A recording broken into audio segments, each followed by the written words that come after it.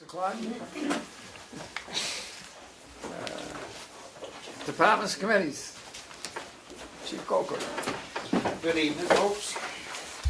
I just gave you a copy of everything in case I missed anything. Everything's going great, fire department and the rescue squad. I got guard this weekend. The truck specs haven't officially gone out to bid yet, but we did more research. One thing, we can save approximately $32,000. The hose reel that's on it, there's a newer product that Zach did a lot of, right there, did a lot of homework on. There's a company out of Texas that sent us up a hose mule. It's small, electric driven. It pretty much does the same thing. We have to flat pack the hose, but it saves a ton of work. So we're looking at getting rid of the hose reel. It would have been nice to have the specs out by now, but as we learn these newer technologies, it sounded great, but we want to get one and actually try it, and everybody who used it really likes it.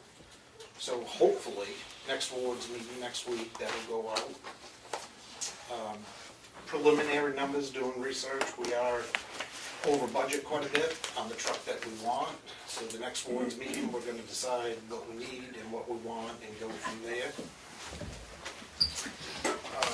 So far we used $400 of the, this is the first year we had incidental salary line item. Done a lot of hose testing, hydrant maintenance. The contract with Comstar is moving forward. It's taken longer than we thought. And right now we're working with Medicaid, and that'll be the last step. So if we transport, we'll be able to bill for those services. I just mentioned the meeting room, and I gave you a couple of reports. The last meeting, I was at guard, wasn't here, but from what I could see, there was like 37 people in here. And it's somewhere between 25 and 28, there's different formulas to figure it out, so it's just something to think about. If we have a big CMI meeting, or you know there's gonna be a lot of folks here, maybe the townhouse or something. EMD, talked to June Garno. She's been really busy, she is behind, she apologizes. So we should, I don't know when, but sometime in July we'll have that hazardous mitigation plan. It's done, she just has to type it all out. The school generator is finally complete and it is all set right now. I did not get billed for anything last year. Everything is billed just now because they completed it. That was $1,640.69, and we only carried $1,580 in that line item for generator maintenance, and that's this building, the police station, and the school. So the next line, these generators, the oil, spark plugs, air filters, batteries, if they need it, get serviced every year. I'm more than happy to do that. I can save us money instead of bringing in a company to do it. The only generator that I'm a little leery of, and as long as it's working fine, then I'm not leery. This one here, I can't get anybody local. I've tried numerous different companies to work on it. It's all computerized, so the guy servicing it just does something with his computer and he can fire it up and soft load, hard load, whatever. And I can't find anyone around here that can do that besides that company. So to save some money, I'll do the oil and plug and filters, whatever, if you want. There's a meeting, they got a little messed up last yesterday, with FEMA and Homeland Security. We're still working on that October 30th storm. Long story short, we should be all set. One more meeting with them, which is Wednesday, June 13th at 10 o'clock here. They had it scheduled for Tuesday, then they changed it to Wednesday. It was supposed to be Wednesday at 1300. They had a meeting in the area that went a lot shorter than what they thought, so they showed up here at 10 o'clock, and I couldn't make it. But it sounded like a real good meeting because they took all the paperwork and they're going to put in all the numbers where they belong and everything. Darlene and I are attending FEMA Grants Portal Training Monday, June 4th. Comeau Fire Department 1 to 3. Forestry, everything's good. We've been lucky. It is dry. We had a live fire training up on Pease Hill. The biggest fire, Conway had an acre or so today. A while back, West House, we had 7 acres. Health officer, it's mostly just complaints. It's neighbor against neighbor or neighbor I did get all the water tests back for Sunnyside. Meeting her tomorrow and go over everything. it really came out pretty good. There's some things, but nothing bad that we can't deal with that water. And then the other 2 pages are just Mr. Farnum asked for, April 27, 2008. And then one from Steve about the property in this room. I think that's about it.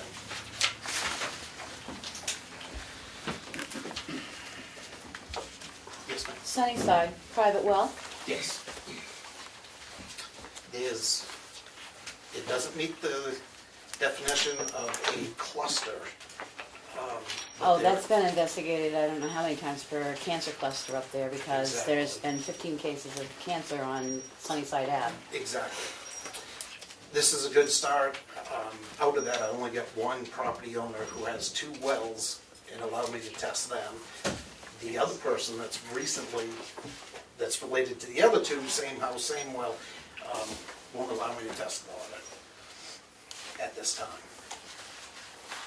And I've talked to the state, they are aware of it, but it doesn't meet the definition of a cluster at this time. Well, back in 2000, they did a cluster test up there because there were 7 cases diagnosed in that 1 mile, well, not even 1 mile, 1 mile area, and they couldn't come up with a cluster because they were all different cancers.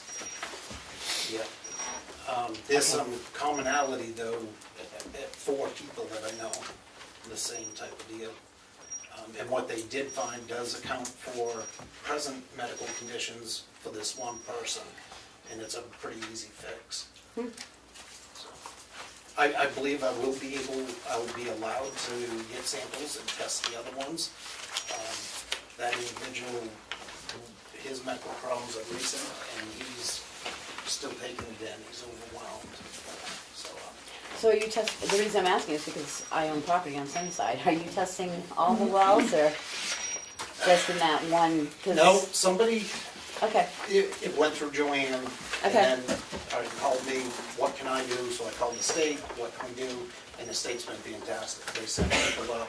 I've got a bunch of test kits now with the right preservatives. because I know in 2000 they tried to do a cluster there because of the generality of, and what they determined was that age related whatever, and there were so many different kinds on that stretch that they said it couldn't be a cluster. So I'd be interested to see what they go from now. That is, because like I said, there's 4 with the common cancer, so, and I'm not gonna let go. I'll push what I can. That doesn't count the people that had it and have I've heard previously died and stories moved of- out, so. Yep, years back, this Okay. person, and, but like you say, some of them are different cancers that, All right, maybe I'll connect with you later on that. yep, I'm gonna do everything I can.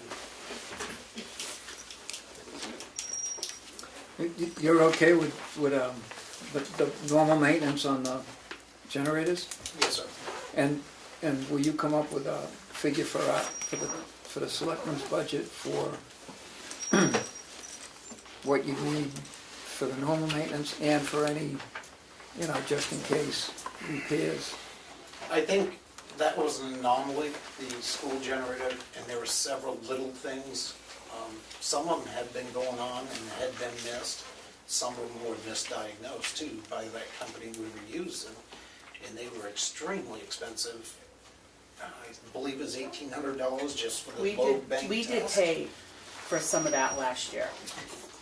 Yes, we We did. did. So you were over budget last year On this- because of that, Yep, but yeah. we didn't have the final payment until this year. Yeah, knock on wood, and now, to me, that was kind of an intimidating, that's a big generator with a lot, and I know a lot more about it, and it ends up, after we went back and forth with that company, it's all right, just common sense. I went down there and I found some silly things. It was overheating. They wanted to pull the motor and all this stuff. I used a heat gun, and all it was, the alternator was, the bearings were gone, and it would get real hot and seize up. It was overheating. The louvers weren't opening on the discharge air for it. So yes, I'm very comfortable. The only thing I cannot handle is this particular generator, because it's all computerized. And believe me, I called, I bet 10 different people, and no, we don't have that. So as long as there's nothing wrong with the computer, it's just a little bit of Stratton on someone that I do the one at the station. So it'll save some money, is my point. The generator at the school, is that still under warranty? No, sir. No. None of them are they? This one might be, this is the newest, but I doubt it. I think so too. Yeah, probably limited. Yeah, I'd say at max, that's probably 3 years. The school was 5 years, and we started having problems in 6 years. And the biggest problem with that, they take a common, it's a V10 Ford motor, Caterpillar builds their own. So the alternator was $400 and something because it came off a Yanmar. It was very difficult to get. The hoses, that was what the big holdup was. I took pictures, I measured everything, and we had a real hard time finding it. It's something you have to get through Caterpillar or Coldwood. So I've already blown that budget, so if you want, I'll just do it myself and that'll save money. Any objection to that?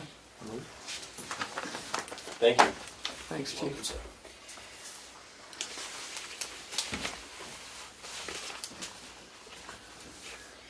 I did speak with Kelly at Lakeside Security, and I know that she's waiting for a letter from the board stating where we want the calls to go for the emergency contact, which I know it's the sheriff's office.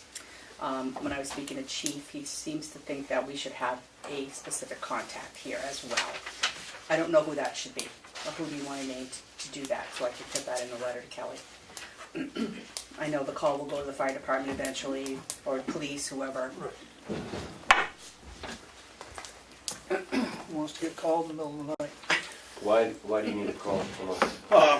If it comes to it, I'll do it. But, so whatever happens, fire alarm goes off, something, we do have access to that building because of the super safe, no problem. We go in, if there's a problem with the alarm, that we can't reset it, or there's a problem with the detector, if we have to take the alarm out as the fire department, we don't like to do that. Everybody who has, they have a caretaker, and most of the time you figure out which head is the problem, take that out, put the alarm back on.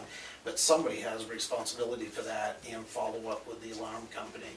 Or if it can't be reset, does not hold, somebody needs to take that responsibility, and yes, I'll deal with it in the morning, but it's okay to leave it off, so forth. So you just need somebody to make that decision? Because none of us are going to be able to go down there and fix it.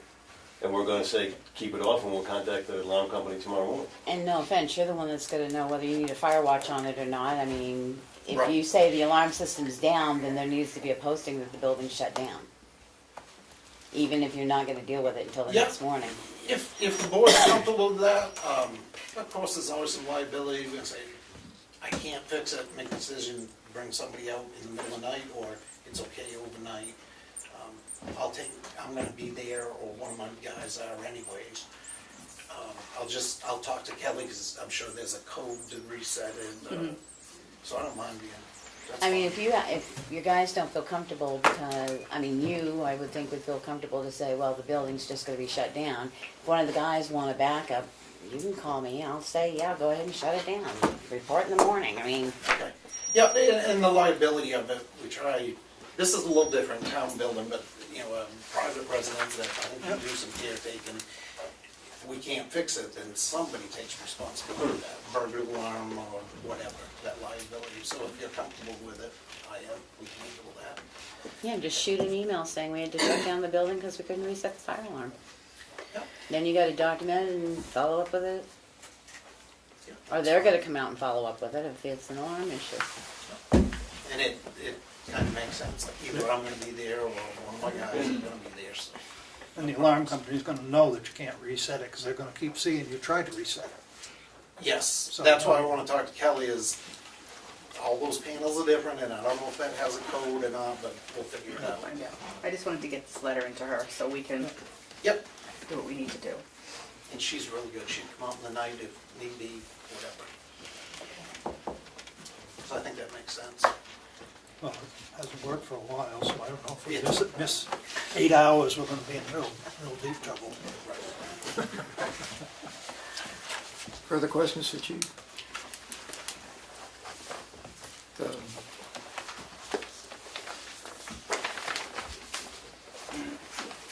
The safety recs for the townhouse, that's Did the board have questions for, we never got to Are we discuss gonna that. discuss this, or? I'm sorry? Yeah. Okay. I'll touch on that. Mr. Farnum stopped by the station 3 weeks ago, I do believe, and he checked off pretty much everything had gotten done. I tried to write up everything that I saw, like those posts in the back. It's not gonna go anywhere, but I saw it, so I just mentioned it. He braced it up. You guys are comfortable on it, I understand you're moving forward. I heard a little discussion earlier. The only thing, no, I didn't check that. We're good. The fire extinguishers, but when you were there, you pointed out, and I do them all, they're the same as mine, so we're good until, I think it was December. December 2, they were done December 2/17. My question on that, though, is because these are public buildings, do they not have to have a secondary card on them that people initial that they've checked them to make sure they're in the green? On the back of that, I didn't, okay, yes, technically. So a business is the only place that I really push at. At least monthly, you're supposed to, somebody inspect it and initial on it, yes. Yep. In a building like that, I don't know if somebody's gonna be in charge, like, I wanna use it for a reception or whatever, if it could be checked before an event. Technically, well, no, I don't know. Probably go, technically, it should somebody be could check checked it every month. Oh, That's right, absolutely. it should be checked every month. Yes, ma'am. I mean, that could be on a checklist of things to be checked is fire extinguishers. Yep. Initial that they've been checked. Whether it's here, the library, this building, Yep. The one thing on there, the push bars on the doors. Yes. Okay. They've got those old-fashioned one-side push, which really doesn't comply. Because that door, the other door has to be open before that door will actually go open. Yes, sir. So it doesn't, you can't just push it and walk up. Yep. So I know that they've gotten some prices on doors, replacement doors with push bars. The one question is the upstairs door out of the, what I call the dance hall upstairs. Yep. That door is seldom closed, but it probably should be closed all the time when it's not occupied. Would strictly a door without a latch that is on a spring that just stays closed, less than Yes. 15 pounds pressure to push it open and go out. Yes, sir. So without a knob and just a swinging door swings out. Yes, sir. That would suffice for that up there. Yep. That would be probably simpler than trying to put a crash bar on it. It has, the code says basically one motion. So you hit the push bar, Yep. that unlatches it, and it opens the door. So if there's nothing there, you just push it. Absolutely. Okay. That's an easy fix. The basement where at this point it isn't going to be occupied, Yep. does that need to have a crash bar on that door? No. Because that would be just strictly, But it- at but this it- point, a service entrance. Right, because I'm thinking, I have to look at each floor, independent. what it's classified as. Right. So the basement, no, it's gonna be service personnel, maybe some storage or whatever. It's not open to the public being used, so it's fine there. But is that a means of egress if there's a fire on the? That's my only question, because if it can be used as an escape egress, does it not have to have a push bar on it because it's a public building? I'd say no, because, looking at the size of the doors, and it's even in the code, 70% of the people are gonna go out the way they came in. So you have those two double doors on the Okay, front. that's all I'm asking. Plus, you added the one on the side, so it'd be very unlikely that somebody would choose to go down in the basement to get out. Unless it's the only means of egress. Right, and you'd have to, that's in pretty good shape. Your primary means of egress and your secondary is physically separated by distance. So I'd say no, Okay. code-wise, no. And I mean, I would think we'd want to have the stairwell into the basement secured, not open to the public to go down anyway. Well, I agree with you So that that you way, don't have but somebody go, oh, this might be a way out, so there should be a sign that says this is not an exit. That's right. And And it should the say code does lock so address that you that, don't yeah. have somebody If going something down. can be like a dead-end corridor, or something can be mistaken as a means of egress, it is supposed to be posted. This is not a means of egress. So we can just put a poster up there that says this is not an exit. Exactly. That's On the what, door. yep, That's actually And- what it says. So we really need, though, push bars from the main meeting room down on the first floor, out of that set of double doors, as well as the other set of double doors. So I think those are the only two things that we've got left to really have accomplished. We're- Yep, and you fixed the door, so you don't have to kick it. Does that interior have to be, yeah, I guess you do prefer that locked, because people may be using the second story and not the, okay. Right. Gotcha. Well, I mean, if people are in there, if there's, I mean, I suppose if you just had swinging doors there that Right, didn't lock. I didn't know if you wanted that secured, because if you, It is locked when it's not used. Right, yeah, so I Yes. mean, like when there's the dance But couldn't we upstairs, they put the don't unlock 15 the pound downstairs. swing on it like he wants to do with the door from upstairs on those interior doors? And still lock it. You could still lock it, but you wouldn't have to put an egress on that. yep. And so the difference, you said still be able to lock it, which you can do, but there's supposed to be a sign saying this door must remain unlocked during occupied times or something. Yeah, I'd I have think to we'd look. better just put the crash bar on. That would be nice. Speaking of crash bars though, again, I'm looking at buildings. This building has no crash bars in it. So can something be written up so that with next year's budget, this building can be brought up to code? Because this building doesn't have a crash bar on any door in it, other You're than I absolutely believe the nurse's area on their back door. You're absolutely right. They should be. I mean, it's better to build or bring it to capital improvement or something so we can space it in over time or something, because as we know, the price for crash doors is not cheap. I'd be more than happy to come through the whole building. This does have a sprinkler system. It doesn't meet any of the definitions. There's heads in the cockloft between this. So if you call it a sprinkler system, it'd have to be serviced, but it doesn't really meet the definition. The RPZ has leaked, and I've rebuilt that before. Yeah. You gotta have a pretty good flame to get to the heads, don't you? It's supposed to be exposed anyway, so. But if you could start, because I brought that up at capital improvement, because this building isn't up to that either, so You're we need to start absolutely looking at it so we can start getting it.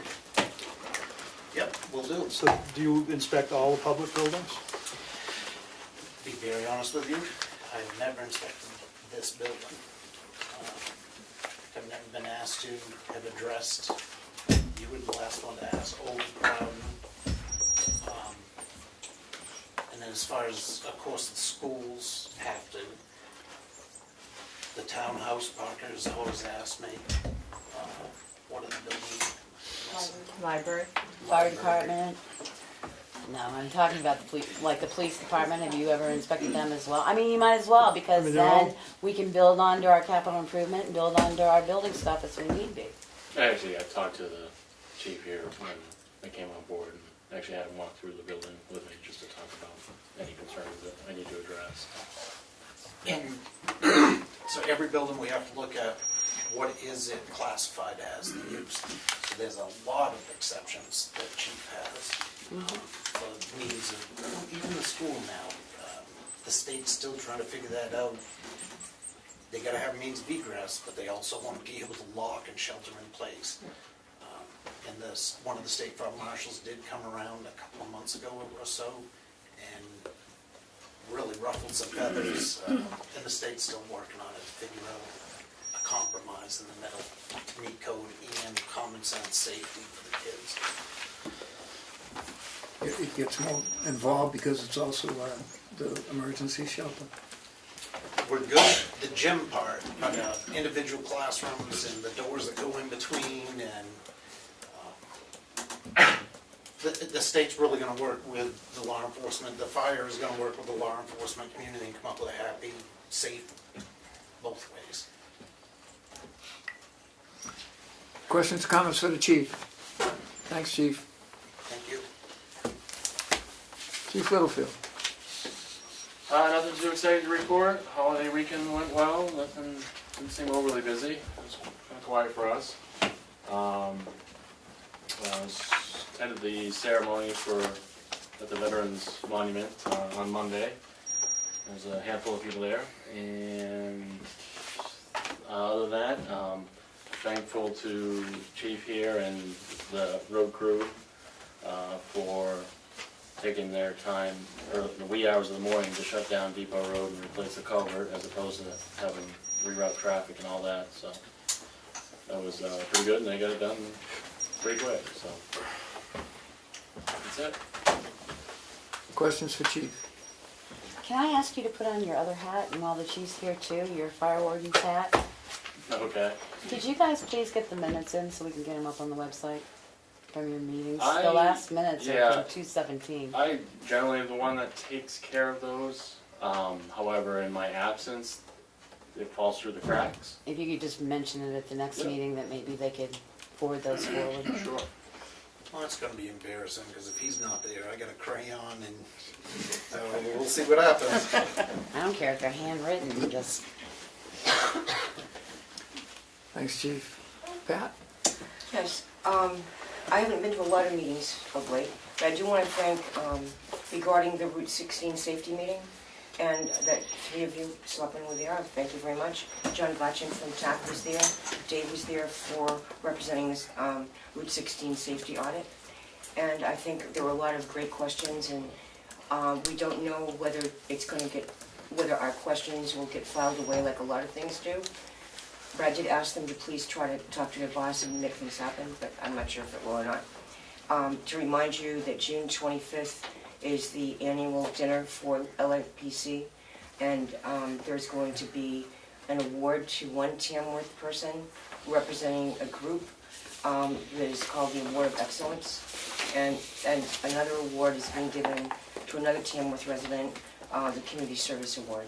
So I think that's really neat that we have 2 different entities that were nominated, that were chosen to be 2 of several other awards. So anyway, it's June 25th in Meredith at 5 o'clock at the Chase House. And that's really it. Oh, street fair, August 4th for the street fair. But I'll talk more about that some other time, when you don't have a whole lot of people to talk Question? after me. Questions for Pat, Lake Region Planning Commission, Economic Development Committee?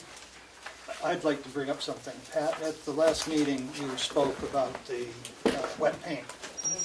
And it's in the minutes, and I'm going to make a comment about the minutes when we get to correcting them. The way it was spoken is that the Economic Development Commission did the wet paint. But actually, it was the Tamworth Visitors Association that did the wet paint. Well, there were several groups that sponsored it, and we were part of Right, helping it but the happen. way it came out, it seemed like the Economic Development had made $22,000 in this project. No. And I'm just trying to make sure that the perception that's out there Yeah. is clear, because I'll- otherwise that should have come in through the books. I hear you, So I'm just trying to, yeah.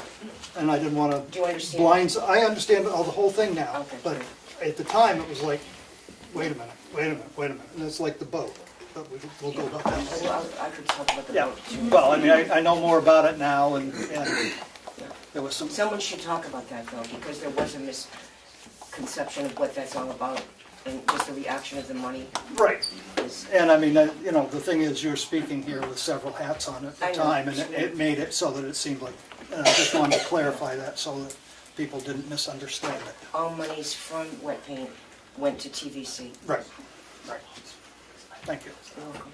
Further comments, questions? Thanks. Pat. Fred? Mr. Chairman, if I may, Yes. I don't know if the Economic Council has anything to do with Tamworth Wireless, specifically the camera on top of Great Hill Tower. We helped raise the money to have that camera. I know we put in half, and I believe Mr. Roberts put in half on that. That hasn't been functioning for, I want to say, 2 years. And not throwing anyone under the bus. I talked to the people I thought that I should, and it still hasn't happened. So I don't know if the select board or anybody has pull with Tamworth Wireless. That would be Dennis Quinn Yep, I've Yeah, spoken but you- with them and- and Declan. and Declan. Yep, Those are the 2 that would have anything to do with making that operate. okay, Thank you. thank you. Is it that maybe it's defunct? Last I knew, Declan said, yeah, I gotta get a ladder, go up and take it down, see what's going on. Okay, so it's accessing it. All right. I guess, I'll follow up on that. While we get both of you here, the Conservancy's celebration there on the old 16 chunk, I guess Tamworth residents only, I believe that's the end. Or maybe more of that they want. So the only problems I see is, number one, can we close it? But I guess we can. Especially if I shut my mouth and we don't ask. And two, if is the alcoholic beverages thing. I don't think so either. And although I can't lay my hand on policy, nor can I lay my hand on ordinance, but Marion Cohen Cleveland planned on the Remick Park and had to pull back from that, and Barnstormers had to back up so they weren't on public property, and it's always been excluded, and townhouse for whatever. I think in that respect, and I know I talked to Dave a little bit earlier today, but I mean, you gotta be consistent, first of all, with what you've been doing and, you know, limit your liability. Yeah, I would think the liability. The question I had, Darlene, Dave, everybody was, you know, who has ownership over it? If the town still has right to that property, then. Well, we may own the road, Right. but we don't own the budding property. So I mean, we can't dictate and actually, well, I don't know whether we own it or whether they have a right of way. You have a right of way. We have a right of way, that's a right of way there, not ownership? Okay, because there's different ones. In some places the town owns, physically owns a road. Does it constitute easement or just right away? The town has an easement. Easement, right, so then you own from whatever that width No, is. no, the No. underlying I mean, you have, the you property have rightful use of owner- it, right, the yeah. property owner owns the underlying property. Yeah, The town has an easement for the road. Cross it. They're used to cross it. Are you sure the town doesn't own the road, David? I mean, that was the original road. The town didn't own the original road. The town's got rights of way for the original roads. The only time is if somebody deeds land to the town, then the town owns the land. But that's very rare. I can only think of one possible exception. Most of the roads in town are rights of way across property, and the underlying property owner, or the budding property owner owns the property, is my understanding. Is there a town ordinance on alcohol? No, but there's a town practice that, Yeah, I have not found an ordinance or a policy. That doesn't mean it doesn't exist. I just haven't found it. I couldn't find Really, and I it. agree Every with town what you were reports. saying as But far as consistency. if they're putting on their property on either side. If our hands are tied, we're not. Right, we have no we don't control say. there. We don't I mean, have it's no say. different than any of these other businesses or whatever. But that's not what they were planning on doing. No, I know, and that was what I talked to Dave today, he clarified. I'm trying to address maybe if you set it more to one side, Well, clear and. no, actually, that's another alternative, because we're gonna put a 20 by 40 foot tent. And if you're familiar with that part of the lake, it's right off of 16. It's not on the Tamworth residents only section, it's the exit south of that. It's a public access area where people go in and park and, Right. enjoy the lake and that sort of thing.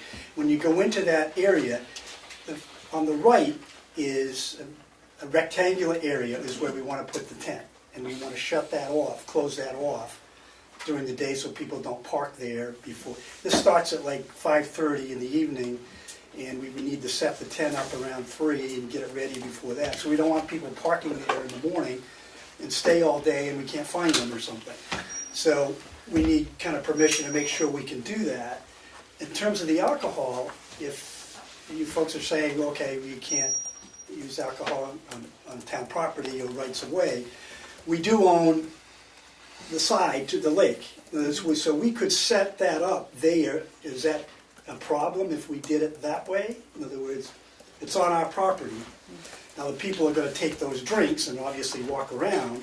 I don't think that's a violation of town rules, but I don't know, it's been pretty the protocol, and I've only been here a little while, but the protocol has been, like farmer's market, you can't take that sample of cider or when Effingham was brewing, you can't walk that off of Eufus's property onto state property or town property or the bridge or et cetera. It's got to be consumed there, and it can't be carried off. The barnstormers are supposed to prohibit a glass of wine or a beer being walked out from where they're backed up there. If is it possible to limit access and consumption to that? No, not a chance. I mean, you know. No, and the other issue that Dana and I talked about was, well, you know, if somebody is visiting one of the beaches and opens a can of beer, although it's on our property and they walk down the road, you know, we're gonna be going after people because they're walking down the road with a can of beer or something that's open to drinking. And I think there's a slight difference between the farmer's market where they're giving a tasting. It's set up and it's regulated by the Liquor Commission. Right. And this is regulated by the Liquor Commission versus Yeah. Joe in his house down here Tastings having a beer and walking across the street. Tastings fall under a different category. Right. What, you know, And then like them, you know, they fall under the liquor laws, which have very defined specific areas that they can go Right. in and out of. I mean, you go to any restaurant and they've got a patio. Right. You see the signs that say you can't go beyond this point with Right. your beverage or whatever. But this almost reminds you like a wedding reception or somebody that's Right. got their own private entity going on, Right. and they get their own event liability insurance and usually hire a Which bartender we are going so to. that you know that your people are shut off and stuff. But where it's in the land, I do believe there's also a state ordinance somewhere that you can't have alcohol on the public I don't know. streets. There is still an old law. If they want to get you, you're not supposed to have alcohol displayed in No a public open area. container? Is that why Mostly they're all- mostly by town ordinance. Aren't those or, brown you know, bags? Ours is public intoxication. Paper bags. Yeah. But Dan, you mentioned near the Chicoro Library, some event where they had alcohol in the street, and it was a state road. What's it called? What's the name of that street? Almost all. Runnels Home. Browns Hall, okay. Browns Way. 113. So that didn't appear, That wasn't a cause a problem. problem. Nope. They had a Wasn't liquor it? license for it and everything. Right, which is what we. And they actually came out and inspected, and they had the police go out and inspect it. It wasn't a problem, it wasn't an issue. All right, well, tell me what to do. Contact the state of New Hampshire Liquor Commission and see what you might need to get for a license to Oh, set no, up for we're that. planning to do that, and you can get a one-day license from what we. But what are their restrictions? I don't. That's what I we say, have to- see what their restrictions Okay. are and then. John, you went through Go that with from the there. Oktoberfest, right? Yes, And, oh yeah, that's right. the inspector comes, he's gonna work with you, he'll say, you know, he'll be questioning about what, you know, what the setup is, all of that, and what are the boundaries. And, by the time he leaves, you'll know what's the defined area. I don't see an issue. I'd say just contact the Liquor Commission, do whatever they say, because they're gonna be the ones that with a heavy foot. if something's Well, we wrong. wouldn't want to do it from the tent, but on our land. Is that kind of what you're thinking? Because the tent will be on the town right away, or whatever you call it. Yeah, I would think not serving, not accessing or consuming on town property. It's not town property, But yeah, it's only no, right away. I'm with you, but, no, it'll be 10 feet from where it's, you know, great. no, where it's served, not where it's drunk. Or whatever the word is. Imbibed. Imbibed, sorry. We've been pretty strict. Sometimes we don't want to do it, but, you know, it worked for everybody else, and you'd hate to see somebody with one too many hitting the roads with, you know, I'm sure that But the road's gonna be closed, and it's, you know, so the question would be, is that kind of where you, Well, you're only closing that portion where the tent's being set back. So in Well- other words, when you pull in there, people will be able to drive to the left. to the left, The right will be closed, which is dead end anyway. yeah, but to the left is where we want to have people park. Right. All the way down, Yeah. a quarter of a mile down, Yeah. rather than, Yeah. and the other thing that Dana and I talked about was having a police car on 16 with its lights flashing, that we would pay for his time for 4 hours or whatever it is, as they did during the sled dog races. Because it's a similar, we closed that whole road down. In fact, Richard plowed for the sled dog people in the winter time. So I guess we can work with Dana on that issue. As long as we pay for it, that shouldn't be a problem for us. Mr. Chairman? Sure. My 2 cents. Obviously, my legs are a testament. I don't go to the beach, but going by there, everybody goes to the beach and has a beer, so it doesn't seem like that's enforced. I don't believe that's illegal. There may be a town ordinance and so forth. So any tent erected. Yeah, we're going to ask you about that too. By state law, has to be inspected. In the guidelines there, they're pretty easy. Any tent that you are going to serve alcohol for 50 or more people has to meet a place of assembly.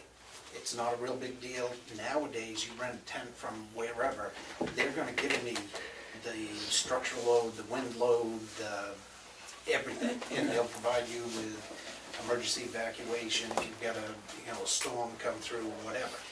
So if you meet that 49 or less, that threshold, the Liquor Commission may, it's their choice, they may also want a place of assembly permit, which is not a big deal. I can come through and do it, and it's all common sense stuff. But if we didn't serve the alcohol in the tent, is that, we still have to have it inspected? The tent has to be inspected, and then it wouldn't be a place of assembly until you got 100 people threshold. Then it'd be considered a place of assembly. Which, 100 people inside the tent. yes. Okay. Oh, and another comment, Which you is- said, okay, so set the tent up and people can consume over here. The Liquor Commission is gonna make you physically, like the barnstormers, they physically have to have a roped off, controlled area. And I believe that's more for underage drinking or something like that. So just my personal opinion, tent's a great thing. In that crowd, that event, I don't think you're gonna have people abusing alcohol and have glass of wine. We'll be watching it too, so, yeah. Yeah, that's just my 2 cents. It's beer and wine, it's not hard liquor. So, all right, can I use the, what about the tent, in terms of alcohol? I mean, is it, I just, I didn't know if there were new requirements after the Lancaster Fair Yeah, incident. that's what he, That's where a That's lot what he of gave him. tents is,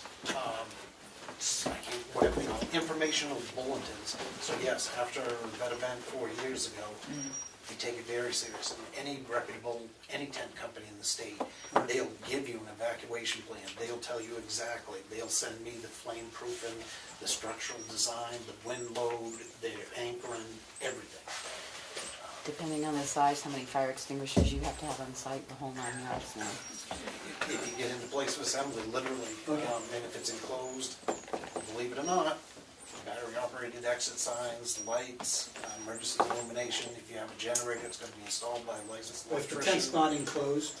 If it's not enclosed, then it's not as strict. Okay. But I'll work, it's not a real big deal. Now, would you have to personally inspect it? Yes, sir. Okay, so we can work with you on that, okay. Questions, comments? Thank you. Friends of the townhouse stairs? We want to report that the stairs going upstairs are complete. They have new treads on them, and they look great. The other thing we sent in was for the new doors, the estimates, and didn't know if you guys wanted to make a decision on that, or what happens to those. Thank you. Is the bid in here, or? Yeah, both option 1 and option 2, I thought they were, either that or they came in our email. Maybe they're in your email. I roughly didn't have them together, but it was around 11,000 or something, wasn't it? I think that's in your email. I think I didn't. Yeah, she did send me an email, I got them. I Did you didn't see print it? them out. Did I put it in here? I thought I I saw didn't it. see them there. I can pull it up on my email real quick. Yeah, I could too. I didn't print them, I thought they'd be. Yeah, because I don't have the total. That's all right, not that much. They're under 11,000. There wasn't a place to sign, was there? Oh, thank you. Thanks, Mel. Do you wanna move? This is where.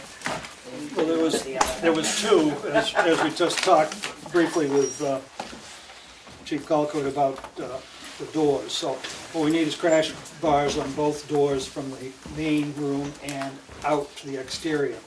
And the Friends have gotten bids for us, a proposal from Granite State Glass, local company up in Conway, to replace both sets of doors.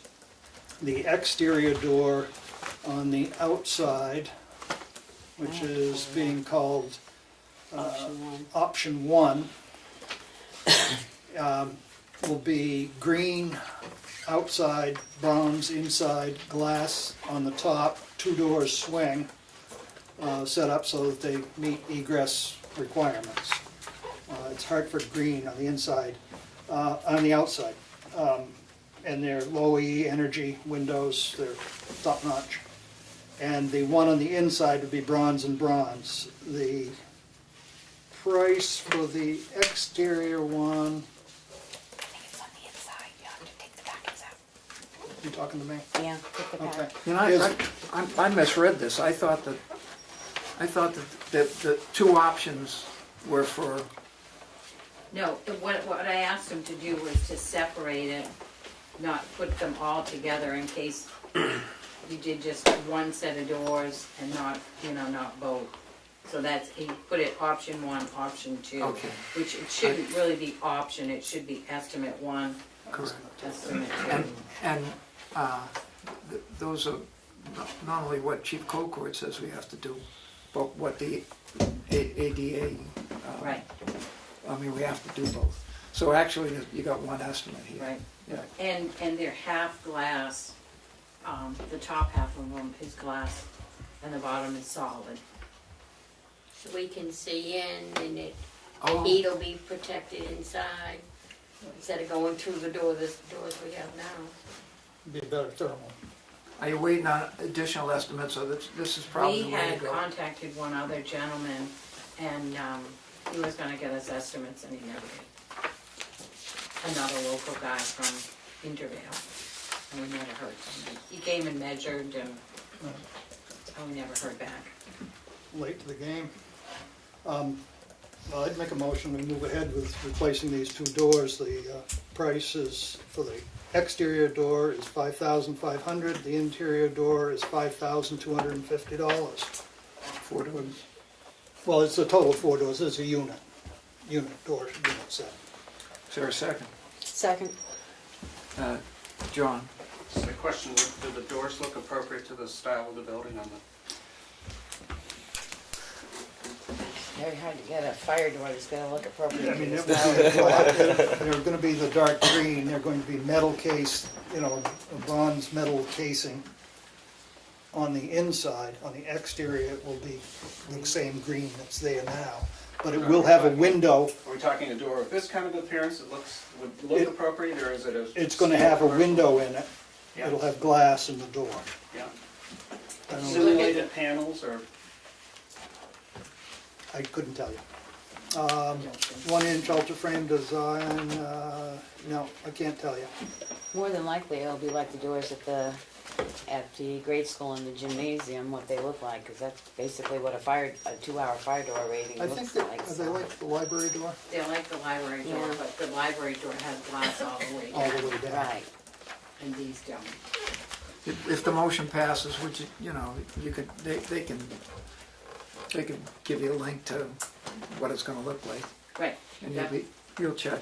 I think in there, take those papers out, is all of the Yeah, papers. all the papers are in There's there. a color chart in there, Oh. and a diagram of what, Yeah, Oh, of yeah, we each didn't door. Oh, okay. Yeah, insulated glass, green, panic hardware with key entrance. It's half glass insulated, so it's gonna be a double door like it's there, except it'll have glass in the top. Would you Not gonna prefer have the key raising entrance to walls. passcode? he was gonna check into the passcode, he wasn't sure if they could get that. Or with a push bar. Not with the push bar is what he told us, but he said he would check in. Passcode's probably a better deal because you don't have to keep track of keys. Show up to open up. Colors. I see color. Should be in the top row. Top row. All right, put green. Further discussion? No, to answer your question, it does not have raised panels on it. Does not have what? Raised panels on it like the doors do now. Further discussion? Oh, just, That's just- all those in favor? Aye. Opposed? 5-2. Is that it? The only other thing is the rummage sale. A lot of people, a lot of stuff, and we met our goal to purchase a new refrigerator for the town, so. Is there, Had a lot of stuff left over though, and a lot of work, a lot of work. do you have a schedule of upcoming ones or not yet? Another rummage sale? That's it? Well, you get stuff. Just to speed ahead, the guy for the floor upstairs is Coming tomorrow, tomorrow. and Mark Fedden is waiting for the cabinets to come in, Right. and he will do the basement stairs and, Kitchen together. right, And the next event is a square dance upstairs in the June, 9th. June 9th. Yep. Yeah, it's every second. And you approved the floor to be done on the main floor when you did the upstairs floor? Did you guys approve that? Do you remember? No, I don't think I so. think It's a separate. just did the upstairs. You did them separate? Yeah. Yeah, you only voted to approve the Yeah. first, the second floor. Because that would be the next thing in the fall. The only other thing was some sort of a policy on renting it, if that's, I'm working. all right. Hopefully, we've got a number of policies that we're gonna look at, so Oh, good. I'll have it for the next one. Okay, good. That's it. Thank you. Thanks. Mr. Lucy, am I saying that right, sir? Yes, sir. Yeah. Good evening, I'm Robert Lucier. I'm the plant manager at the biomass power plant on Route 41, Pine Tree Power. And I stand before you to ask for your assistance in helping to persuade the governor to support Senate Bill 365. Essentially, this is a bill that will help keep Tamworth alive through these tough economic times. Right now, our company has committed to run at a loss. Otherwise, we would shut our doors. And that is also to put a little pressure on the governor to allow this bill to go through. So what I asked the select board here is a letter of support for the continued operation of Tamworth, as well as all the other biomass plants of the state, to continue operating, to continue to serve as the backbone to the logging community, and continue to provide solid jobs for this area. Simply put, that's why I'm here. My query on this is, where does this bill stand now? Has it gone through both the Senate and the House? That is correct, it And so has. it's sitting on the governor's desk?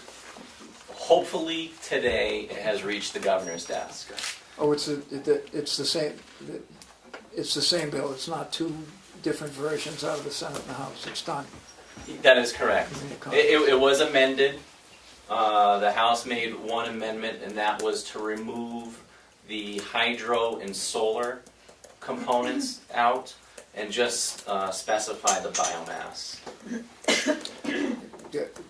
Just for information's sake, and you know more than I do, but there's a number of folks whose career was at your facility, who are with us in town, and we're glad to have them residents, and I trust that there's probably some folks from Tamworth who are Yes. or will be employed by you thing. Yes. Additionally, is it Suez? It is NG now, the name change. His business pays a pilot to the town, which we're most appreciative of, and probably would like more money if we can get it out of you. And we, you know, there's a lot of begging for green energy, and especially. I make a motion that we should support his request and send a letter. What does this bill do? Becca seconds.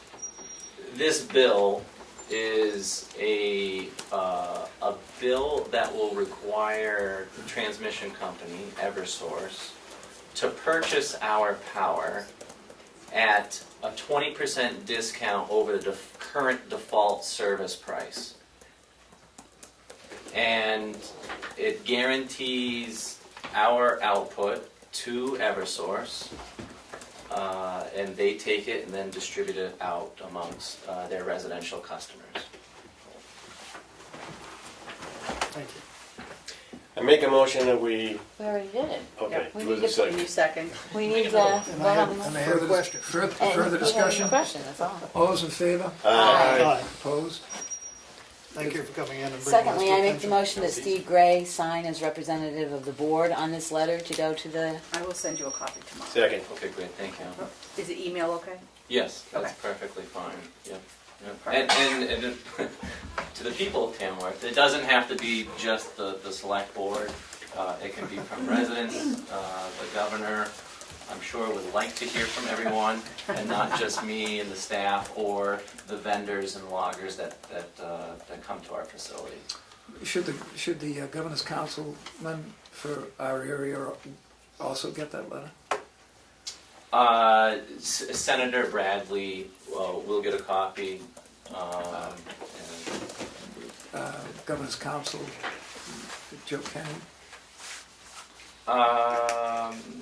Let me check on that. Certainly. I will look into that Certainly. as to who else should be copied. Thank you. Yeah, and I can Yeah, let me know, contact that'd be you. great. Perfect. Yeah. Yep. Thank you. Oh, Thank, the letter. Yeah. Yeah.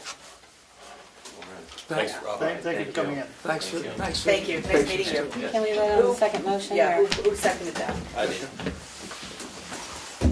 That we gave you permission to act as the board's signature on the letter, Okay. so we need to vote on it. Although if everybody'd like to put their hand to it, also, you know, Well, I did already do the letter. Well, we have the In the motion, so we packet, just so- need to vote on it. Yeah. Diana, No, gotta vote. Aye.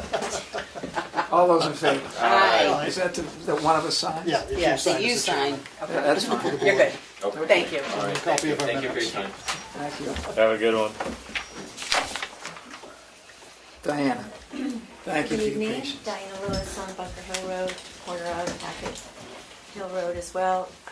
To the Board of Selectmen, I respectfully request repositioning a pipe gate on the northeasterly end of Hackett Hill / the Durrell Road. I don't know where that delineation is, but approximately 200 feet south.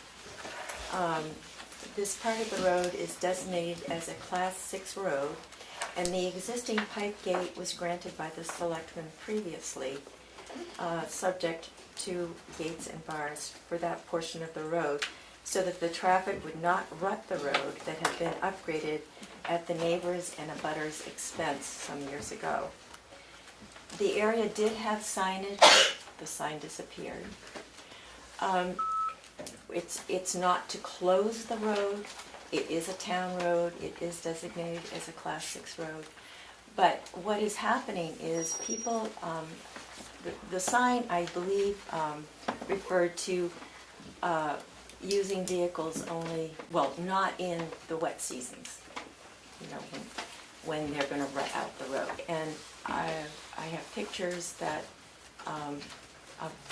prove that the traffic does create the ruts in the road. And then what happens is erosion starts, and it actually impacts the rest of Hackett Hill Road.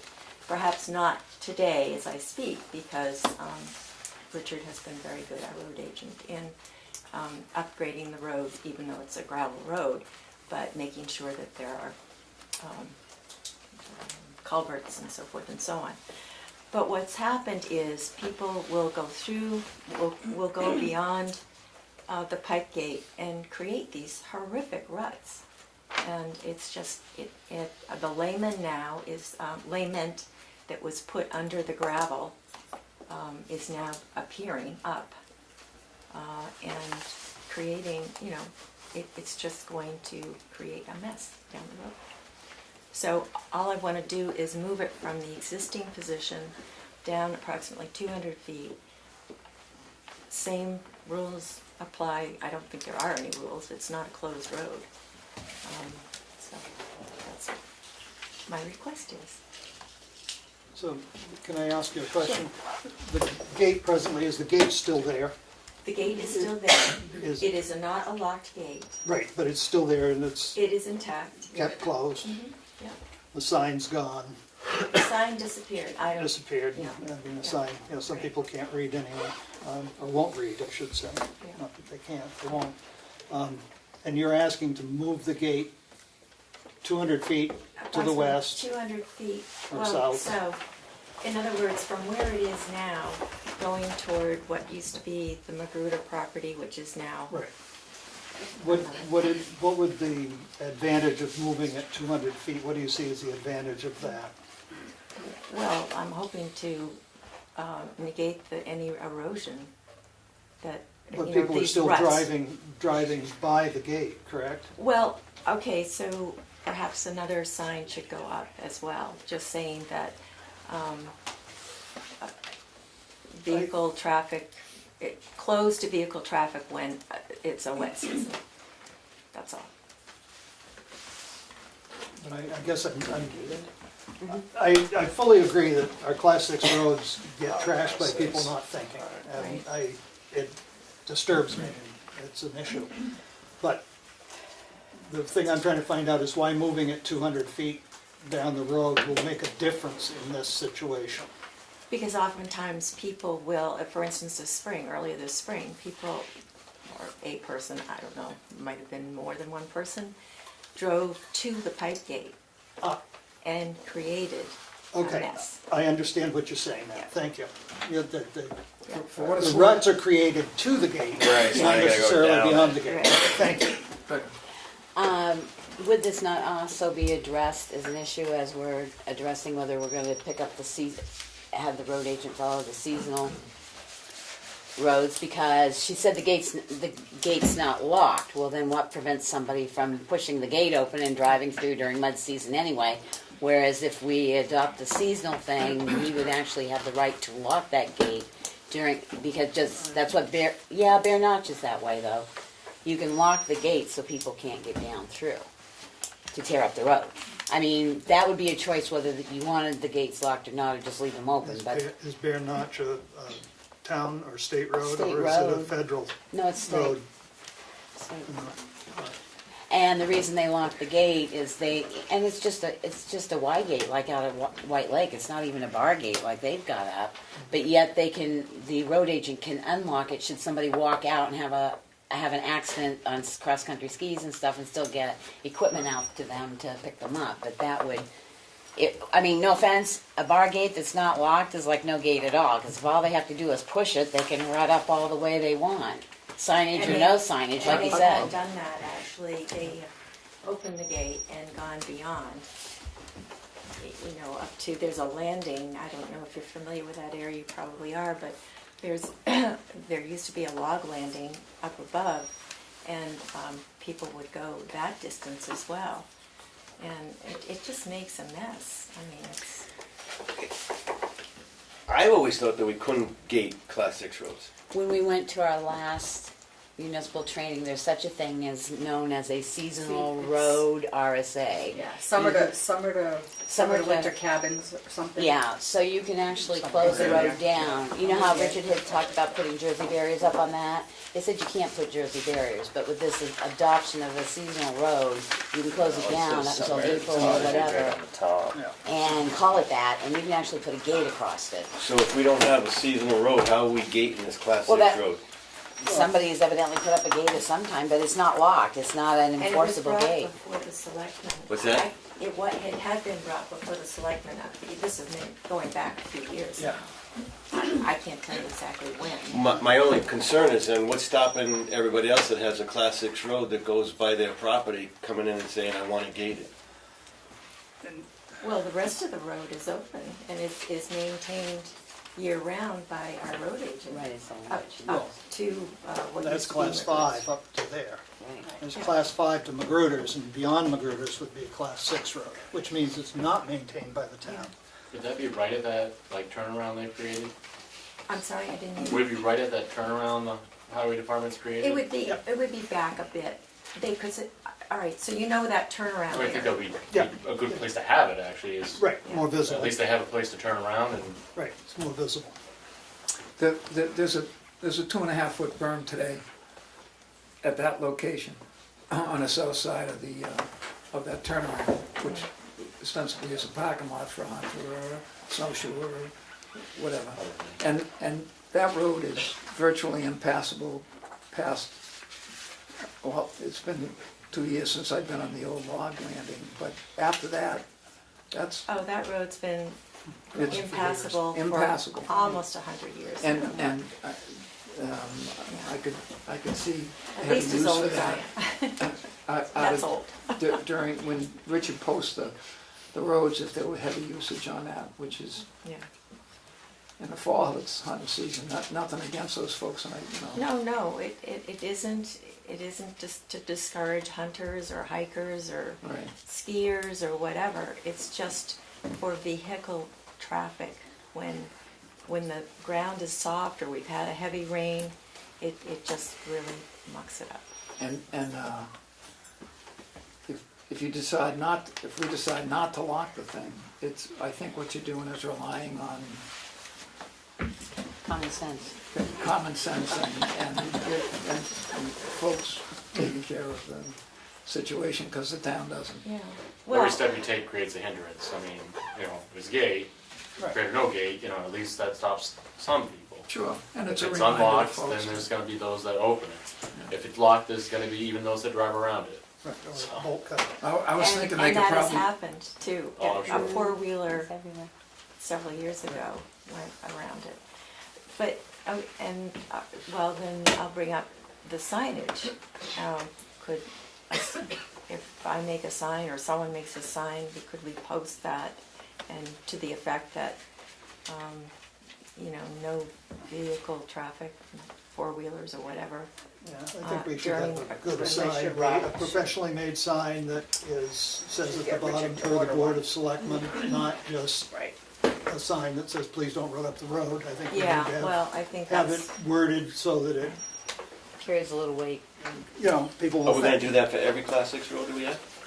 No, but I think we really need to have a discussion about all our class 6 roads and what we're going to do on them and all our roads together. I mean, we've got a lot of class 6 roads that are in pretty tough shape, and we're allowing people to build on them, or allowing people just to go and rot them up and do whatever they want. And maybe we need to make a decision whether we want class 6 roads or not. I mean, to the point. you might have a safety issue here too, once you pass that berm, and you gotta have some serious clearance to get past that thing. It's not too far before there is no returning, you're there and you're up to your hubs.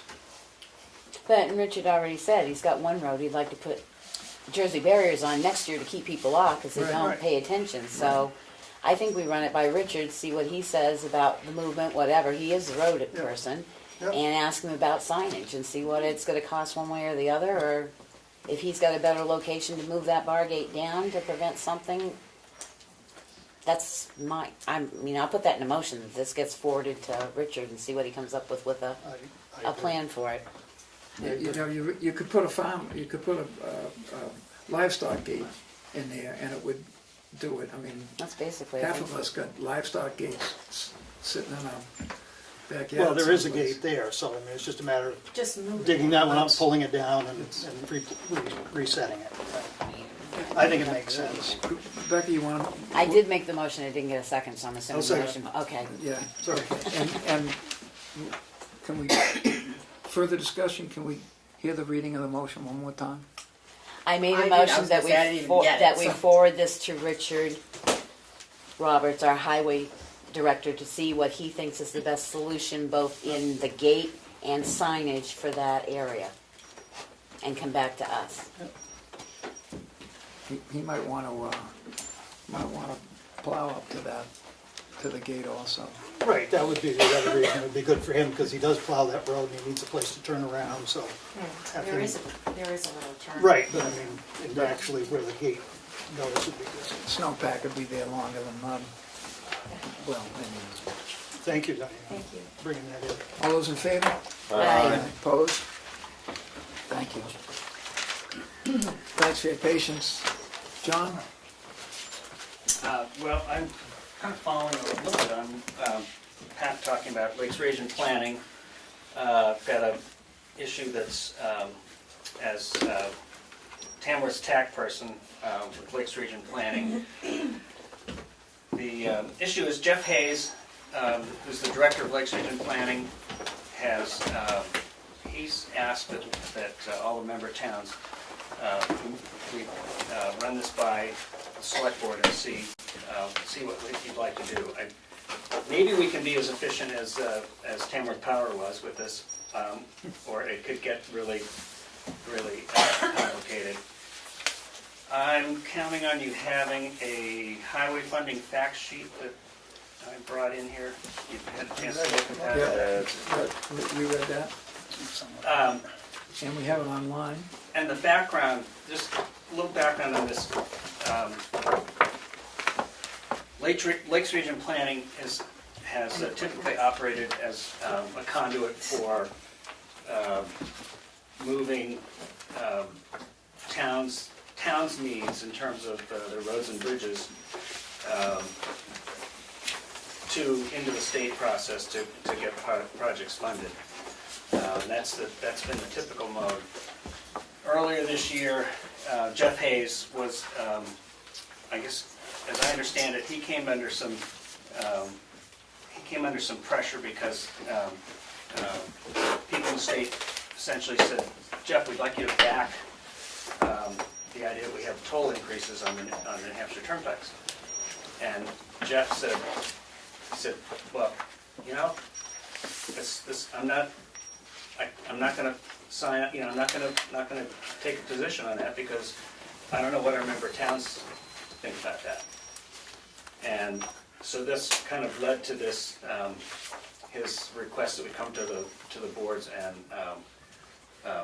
essentially get a sense of the board about Lakes Region Planning and Jeff in particular becoming a bit more of an advocate for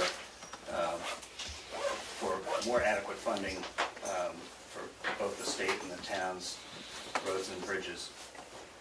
I think the people that came to the Lakes Region Planning Commissioners meeting, you got a little bit of a sample of that.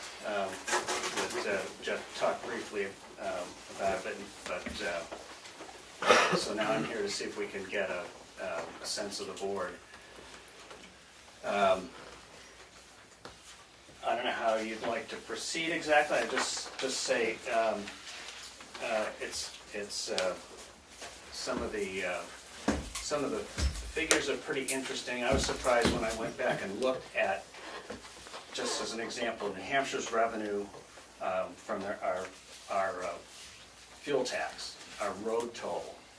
I don't know if you're aware, the amount of income that the state had from that tax peaked in 2005, and it's been in decline ever since, even with the 4-cent increase that happened a couple of years ago.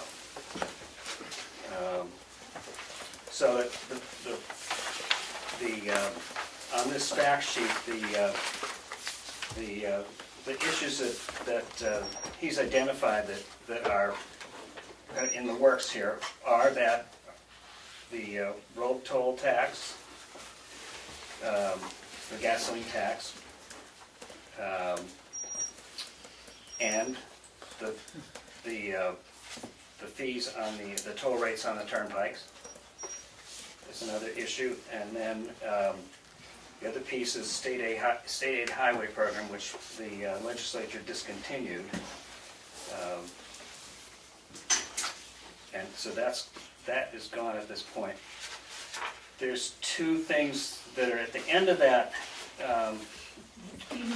There's consideration of a bill that would let towns add a fee on top of their registration fee. One bill recommends the possibility of town adding $5, another bill has the possibility of town adding 10. They're both under consideration, I understand. And the last piece is an attempt to get some equity in terms of vehicle use of the roads and the fact that by solely taxing fuel, at this point, we really don't have equity about how road use pays for taxes and, their portion of taxes are vehicles that don't pay any road toll tax because they're not consuming petroleum fuel. So those are the areas that the state's looking at. I'll open that up to you, whether you're interested in saying, Jeff, we'd like you to be a voice for cultivating additional resources for both the towns, for the town and the state roads and bridges program, or you can pick it apart and like some and dislike others. What's your pleasure? What's your feeling about it? Go ahead. That picking apart and you like some, you don't like other. There I am. Do you, from the TAC committee, would you, in your position on that TAC committee, would you support all of those? Would I support all of them? Well, I think the last two,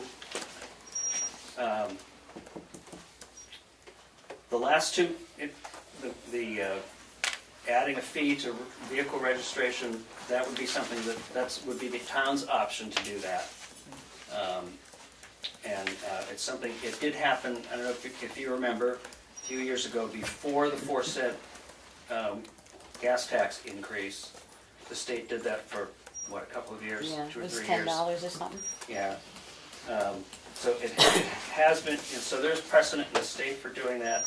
It would be an option to towns, is what I understand. And would that money stay home, or that would go to? That would be a road project where, for example, you need a 20% match for state and federal funding. That money can accumulate and become that match. The issue I have is the last one. That depending upon, I mean, not for nothing, with my driving habits, I'm getting 285 yards to the gallon of gas. But the fact that if you buy something with a higher mileage, it's going to cost you, seems not the way we want to do things. Well, personally, I look at it as a matter of equity and who's using the roads. I have to say, I'm not aware that there are people who are aiming at coming up with an equitable system for taxing road usage. I don't think it's happened anywhere yet that I'm aware of. It's a good, it's a good plan. Nobody's implemented it yet. I just have concerns. I'm going to voice, because you were there, as many of our esteemed representatives voiced, that there's a very inequality in the state of southern versus northern. And as long as he's going to support, I don't support pulling any more money out of our local taxpayers for much of anything until I can see the state kick in their funds. And I will give you an example. Ride up from Tamworth Town Line through Conway Village and see if you have your teeth left when you get down to Conway Village. The state has done nothing to that. They patch, they match. As long as he's supporting the equity from the fuel tax, because people buy just as much gasoline up here on their trips and stuff as they do in other parts of the state. That was a big issue at our meeting down in Ossipee. It was said over and over and over again, once you're beyond Rochester, the state forgets about the roads up here. I would Yeah. support him in becoming a more vocal voice if he voiced that concern versus saying we can add $10 locally to registration to get monies and stuff. I just think the state needs to realize there's something above.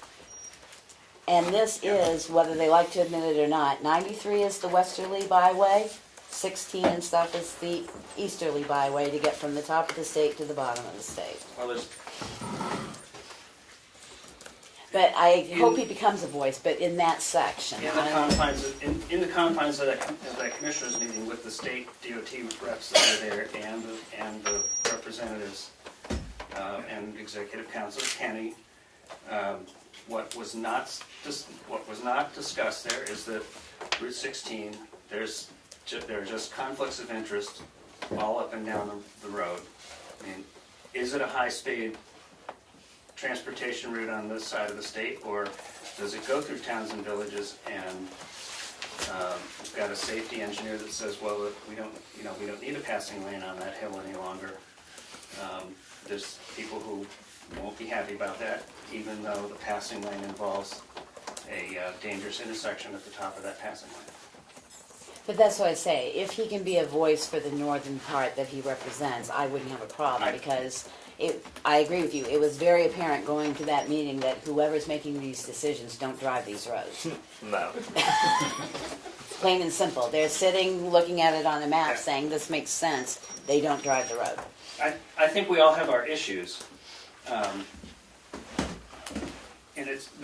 the question involves, having confidence in Lakes Region Planning and their approach to doing things and Jeff's approach.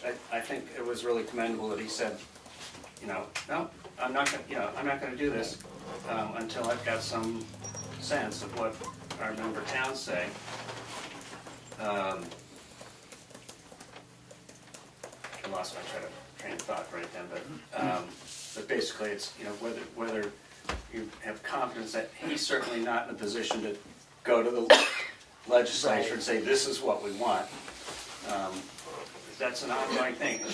The Lakes Region towns, we've all, Tamworth, in the time that I've been a TAC rep, the only thing that's been on the table actually was the project to see that we had shoulders that were consistent from the village all the way down to Butler's Bridge, so that there was reasonable access along the road for pedestrians and the kids walking or however, getting back and forth. That project went away because of the funding declines since, as I said, since 2002, and then even more since 2008. And it just, the projects have just gone, the list has gone on, and the projects that would be good to do have dropped out of sight due to funding. Due to the funding needed in the southern part of the state Right. to continue Right. expanding their In part, byways and stuff. In part, Yeah. yes, that went Didn't elsewhere. they say something like a $40 million dollar bike path down Yeah, south? Yeah, I'd like to Yeah. have 40 million for, So you Yeah, want to the size raise of the these, but roads. they're going to make a $40 million bike pass. Right, it's something, right. but I have no problem with, I think he knows where, from that meeting, where most people stand, even locally, individual towns, as well as, it was pretty obvious that Route 16 has become a major issue in the towns adjoining the Lakes Region group, so. Could I suggest that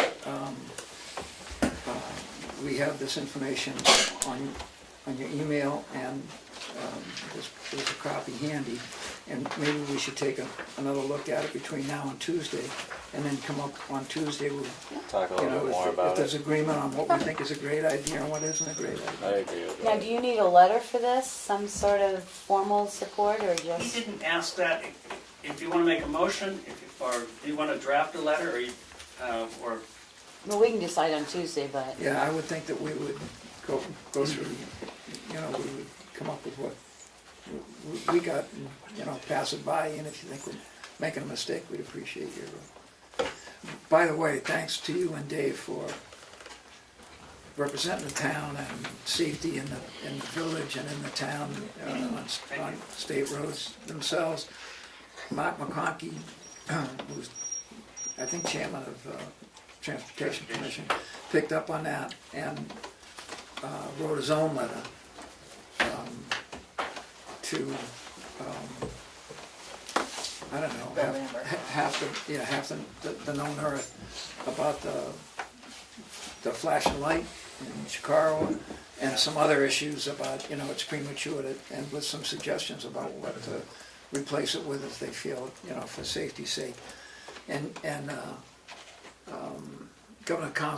Governor's Councilman Kenny picked up on the letter that you wrote about town request to the, and so did at least McConkey, he was there, which is, and appreciate your pointing out that taking that thing away was premature. And the addition is, if we're gonna wait for another study, there'll be a railroad tracks through Portsmouth by the time things are done. And so the idea that they have enough data now to proceed with some of this stuff, I thought was, I felt my town was really well represented. Thank you. Questions, comments? Sir, You talked about a meeting in Ospey, I wasn't familiar with. the 21st of this month. Was it 21st? Yes. Was that LRPC? The regular For the LRPC commissioners commissioners meeting. meeting. Okay. But there was a presentation on the Route 16 plans, and we have a map available that we can copy for you from that meeting as to what's planned on Ossipee, Tamworth. Unfortunately, I haven't really- I'm pretty interested in what he's talking about here.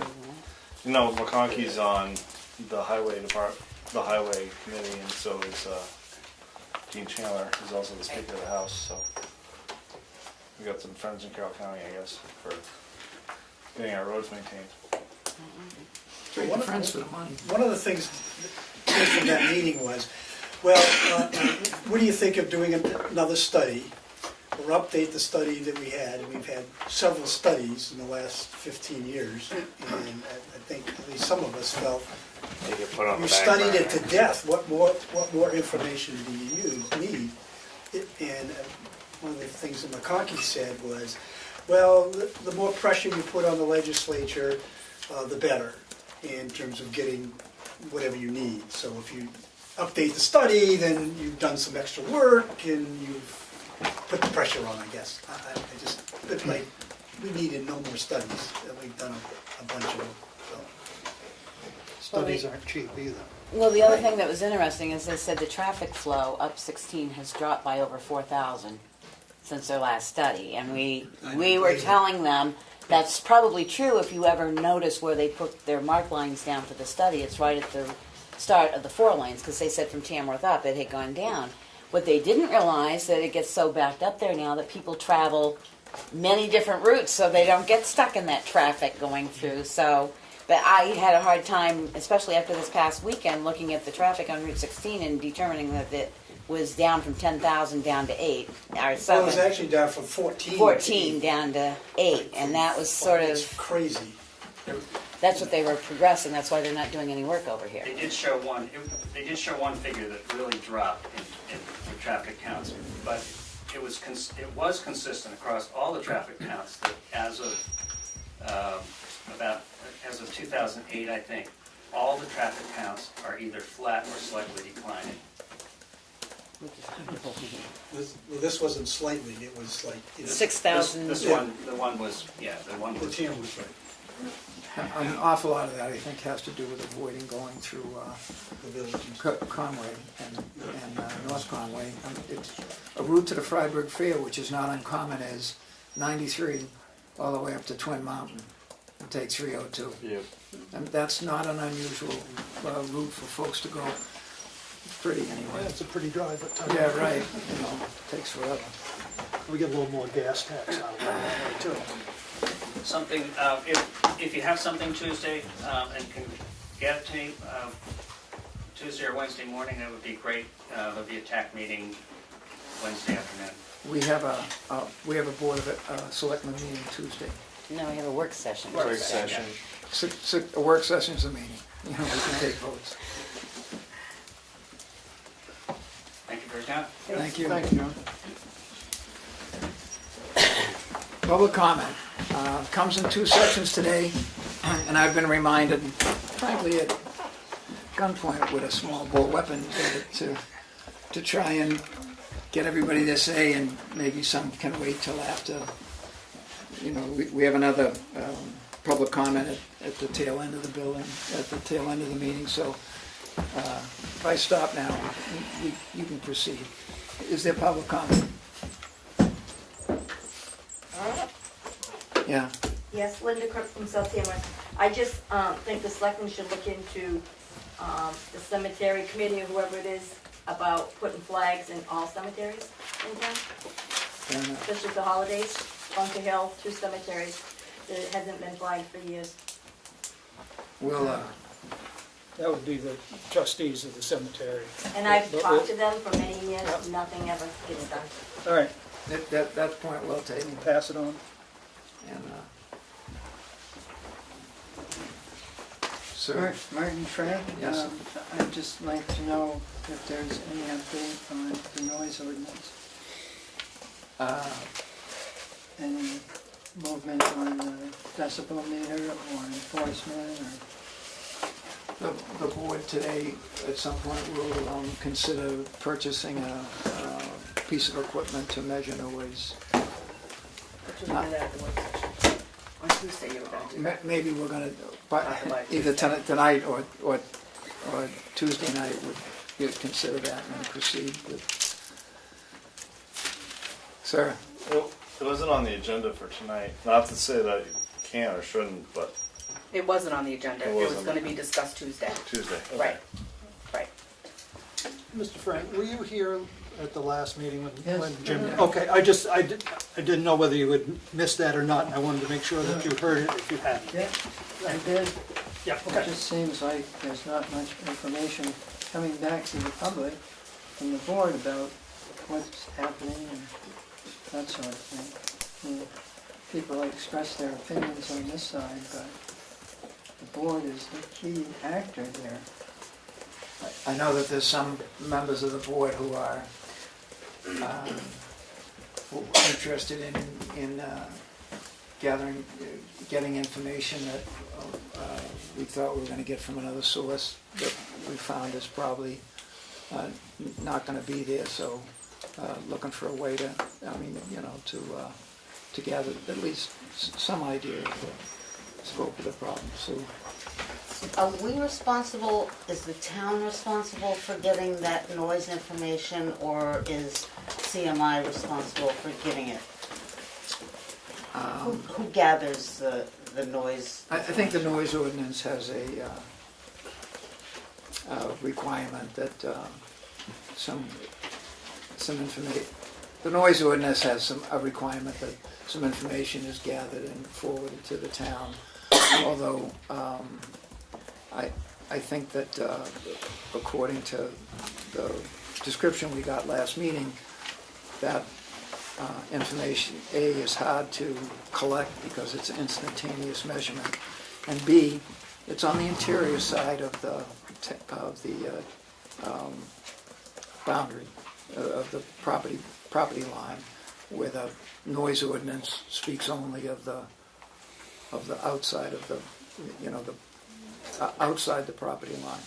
So they would collect the information inside and nobody collects it on the outside? I guess I'm not understanding who's responsible for collecting the data that we obviously need. Right now, there's nothing in place to collect that data, save the ordinance, and a CMI takes sound measurements, but they use that internally on the boundary line. So if I read the ordinance, I'm not so sure I'm not so sure whether they're responsible for inside the boundary line or outside the boundary line. And if they are not, then probably we are. Sir? Looking at the ordinance, it says that sound levels generated shall not exceed a maximum value of 69 decibels at any point on or beyond the property line, and that the facility shall monitor to ensure compliance with this ordinance. And it says under D that the town, acting through the Board of Selectmen or designee, shall have the right to monitor sound levels generated by the facility at any point on or beyond the property line of the facility. So I think that's not accurate, that it's only beyond the property line. Another point I'd like to make is that the president of CMI that was at that last meeting talked about measuring each car. Yes. And yet their own plan says that typically there would be, I think, 5 to 15 cars at a time.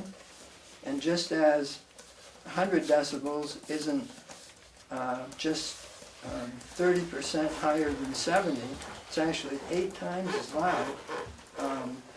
15 cars is going to make a lot more noise than them measuring 1 car at a time.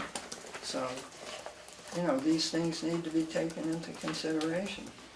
It just feels like we're not hearing back from the board much of anything, really.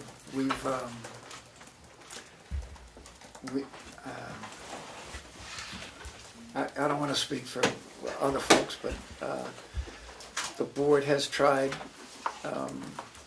pretty earnestly to find some cooperative solutions to the problem, and I believe that CMI's presence at the last board is indicative of, at the last meeting, is indicative of their willingness to at least provide information and perhaps there's some areas of cooperation, but you know, I'm not a mind reader. Sir? The motorcycle event that Linda has been so concerned with is happening in June. And I don't have the date of the motorcycle week, but I think they said it would be that more around that same time period. So I would think you'd want to have your, you know, your meter in place by that motorcycle event, because that's the key time that neighbors have been concerned with. And so I don't know if you have to order one or if you can Amazon Prime it next day, Tamworth, or what, but I'm thinking that there's some urgency on behalf of the people that are affected. So I'm just wondering if Tuesday will be soon enough. If you decide to buy one on Tuesday and you know what kind, will you be able to turn around and get it by the time the motorcycle rally happens? There's a lot of other things that have to go into noise testing. I haven't got all the data yet. I've gotten 3 areas of going in. It's not as easy as walking out with your phone or a noise meter or whatever, standing on Old Route 25, New Route 25, West Ossipee. There's an entire procedure that you have to use to do sound noise monitoring. One is you have to, depending on what type of noise it is, you either have to use an A weighted measurement or you have to use a D weighted measurement, because they're 2 different things. If there's a wind going along, you have to put up a windshield while you're taking your noise reading. You have to have the ambient noise at all different levels of the day. And these are things that are in a policy for a noise ordinance in most major noise policies that are town-wide. It doesn't make any difference whether you're monitoring town-wide, event-wide, or what. So to just say we're going to go out and buy a noise meter, that would be fine, but it's not going to address the issue of what type of noise we've got. So we're still looking at, I know the noise meter has come up, but there's so much that goes into measuring noise to make it accurate, other than just, I mean, like Dan said, he took a reading here, it was 95 decibels, and somebody said, well, it's because we're in a closed area. It was still 95 decibels. So I think we are looking at stuff that, how to proceed, but you've got to look at everything. And one of it is you just can't take a reader and have me go out and say, oh, the noise is at 400 decibels, but wait, is that the tractor trailer going by? Is that the 6 motorcycles going by? Or is that the track going by? So we have to set some guidelines. If somebody's going to monitor this noise, they have to have a procedure to follow. So looking at different procedures. Is there a company that does this? There are companies that do it, but they're not cheap, and that's the problem. How expensive are they? A good company Yeah. that using certified equipment like they're supposed to, easily $1,000. a month to come out and monitor you. More than that. Right, Way but I more say, than that. Set something so, up, probably gonna be $20,000-$30,000 to have. I was gonna say continue at least to monitor. $300-400 an hour. Peg? Steve, can I ask, has the board sought an opinion from our town attorney? Yes. Is there a reason why we cannot know what that opinion was? Well, I thought we did, It was consultation with town council. right, it was in a non-meeting. maybe I can't, but I believe the last, I guess what I'm asking is, I would like to know, I understand the town voted and acted and created a noise ordinance. My question is that noise ordinance legal? And if it's not, are we spinning our wheels here? Are we just spinning, waiting for CMI to take us back to court again? If it's a legal noise ordinance, then full steam ahead. But if the attorney, the town attorney, has given an opinion that it is not legal, then I can't understand how the town could go forward and act on something that is not a legal ordinance. I know we voted it in.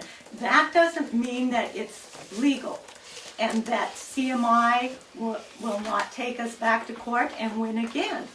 So if we know that information, I think it's only fair to everybody here, no matter which side of the fence you're on, to know that in fact our town attorney does or does not feel that it's a legal noise ordinance. the question of legality did not come up. The question of enforceability did. And the town attorney has some questions about the enforceability of the, it's an opinion, you know, I mean, it's not case law, it's an opinion.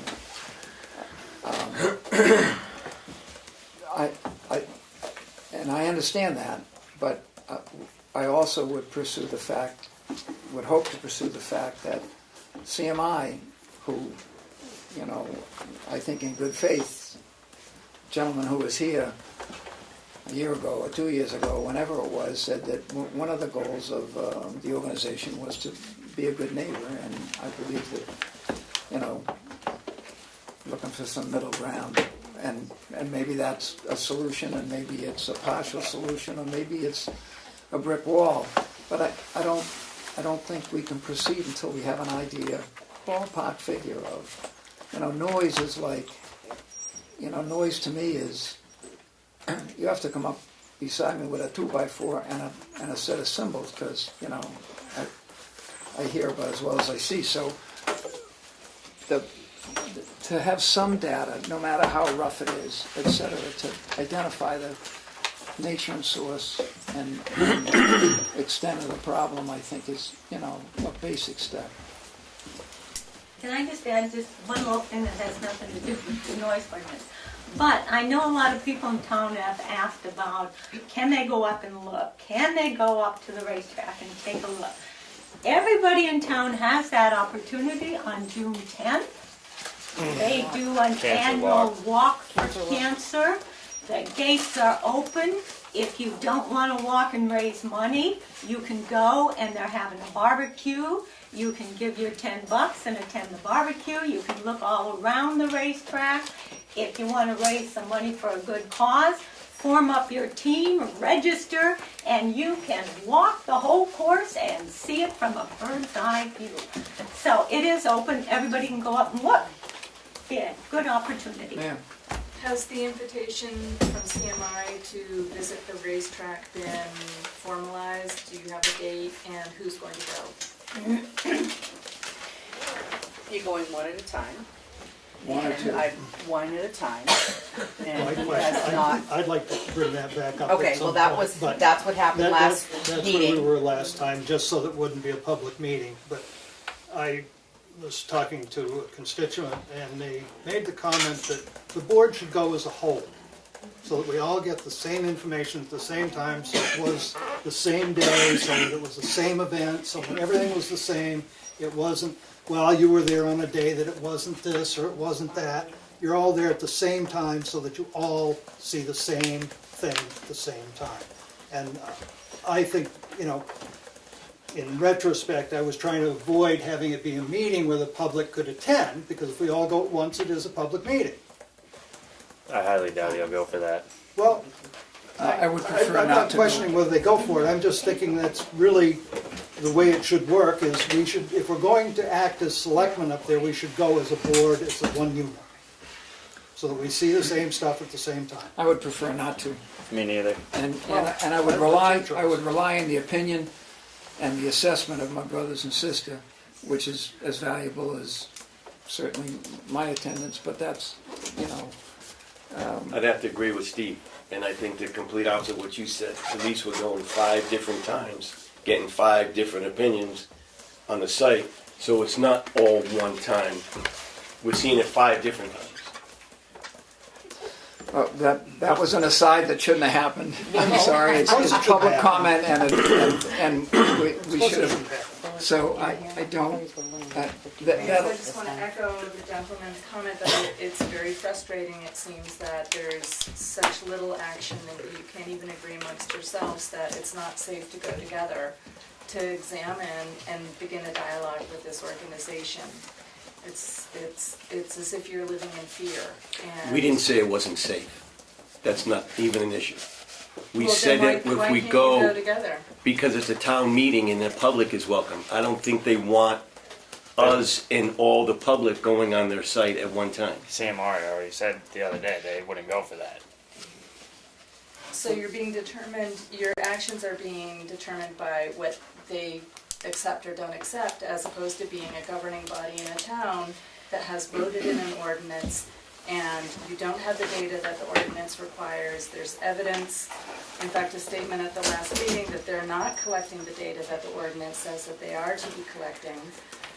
You made a vote, I don't know how many meetings ago, to buy, handheld monitoring devices, which are admittedly inadequate, but can't even take action to do that. It's just so, it's so hard to, what are you doing? It's confounding.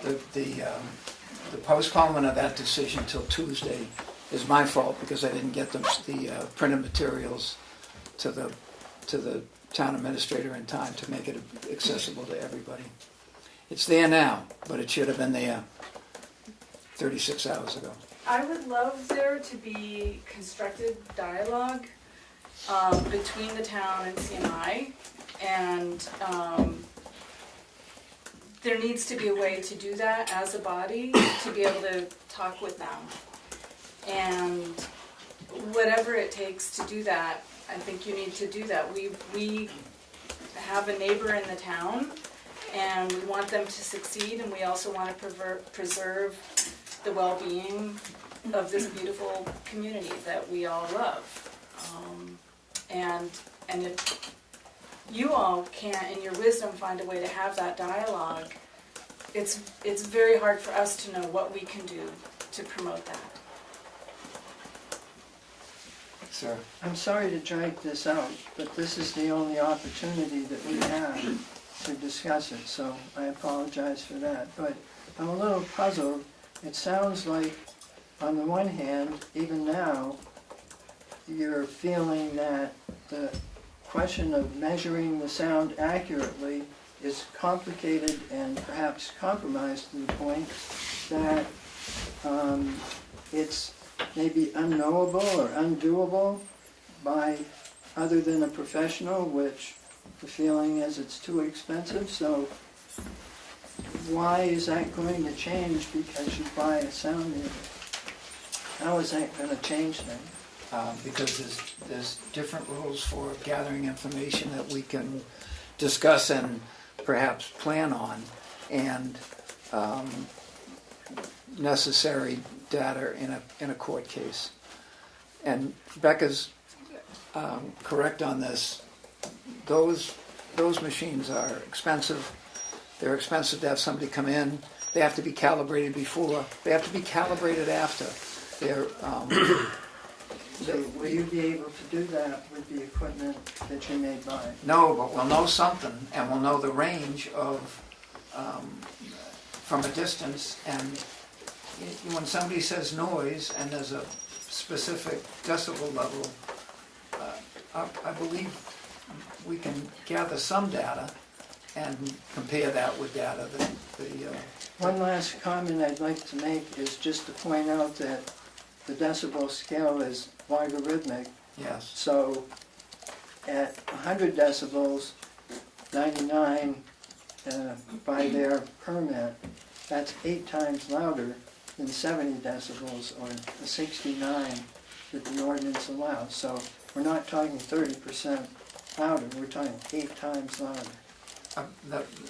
Reading about the stuff, it sounds like an earthquake measurement. It is. Okay. It is, yeah. Sir? Did you have dates for your independent meetings of the CMI facility? And also, you know, if there are problems with the ordinance and people are sort of hot to trot on this thing, is there a special town meeting procedure where we could bring the ordinance back up and then fix what's wrong with it and then set it back? There's a special town meeting I think you get a judge's approval. protocol, but it ain't easy to do, and it's expensive. And if it could be, I think that's the answer. It seems like if there are problems with it, then the public needs to know what they are, and then they can act accordingly. Right, and then there's got to be some process. I don't know if it's a planning board process or what. Sue? Thank you. If money were not a barrier to having a professional monitoring, would the town be willing to monitor the noise even if it didn't pursue any, other enforcement of the noise ordinance? So is money the only thing that's holding us back from measuring noise? As far as I'm concerned, yes, because we don't have it in the budget, and we can't spend money we don't have. My follow-up question, and this is not an offer, if the money were to be raised privately for that purpose and given to the town, would that be a possible way out of this impasse?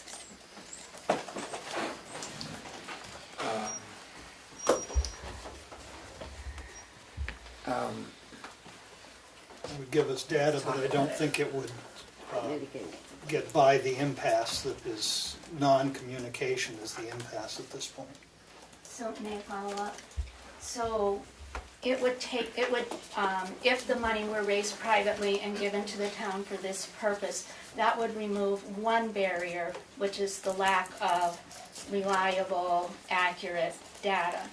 And then the town could proceed to resolve the other barriers. Is that correct? Am I understanding that?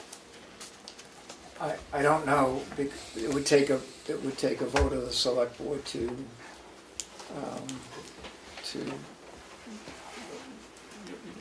use that information. But there's nothing, there's nothing to prohibit a homeowner from doing that. It would cost a lot of money, but they can do it also if it was private money that was going to do it. I hesitate to commit the select board to, I don't know.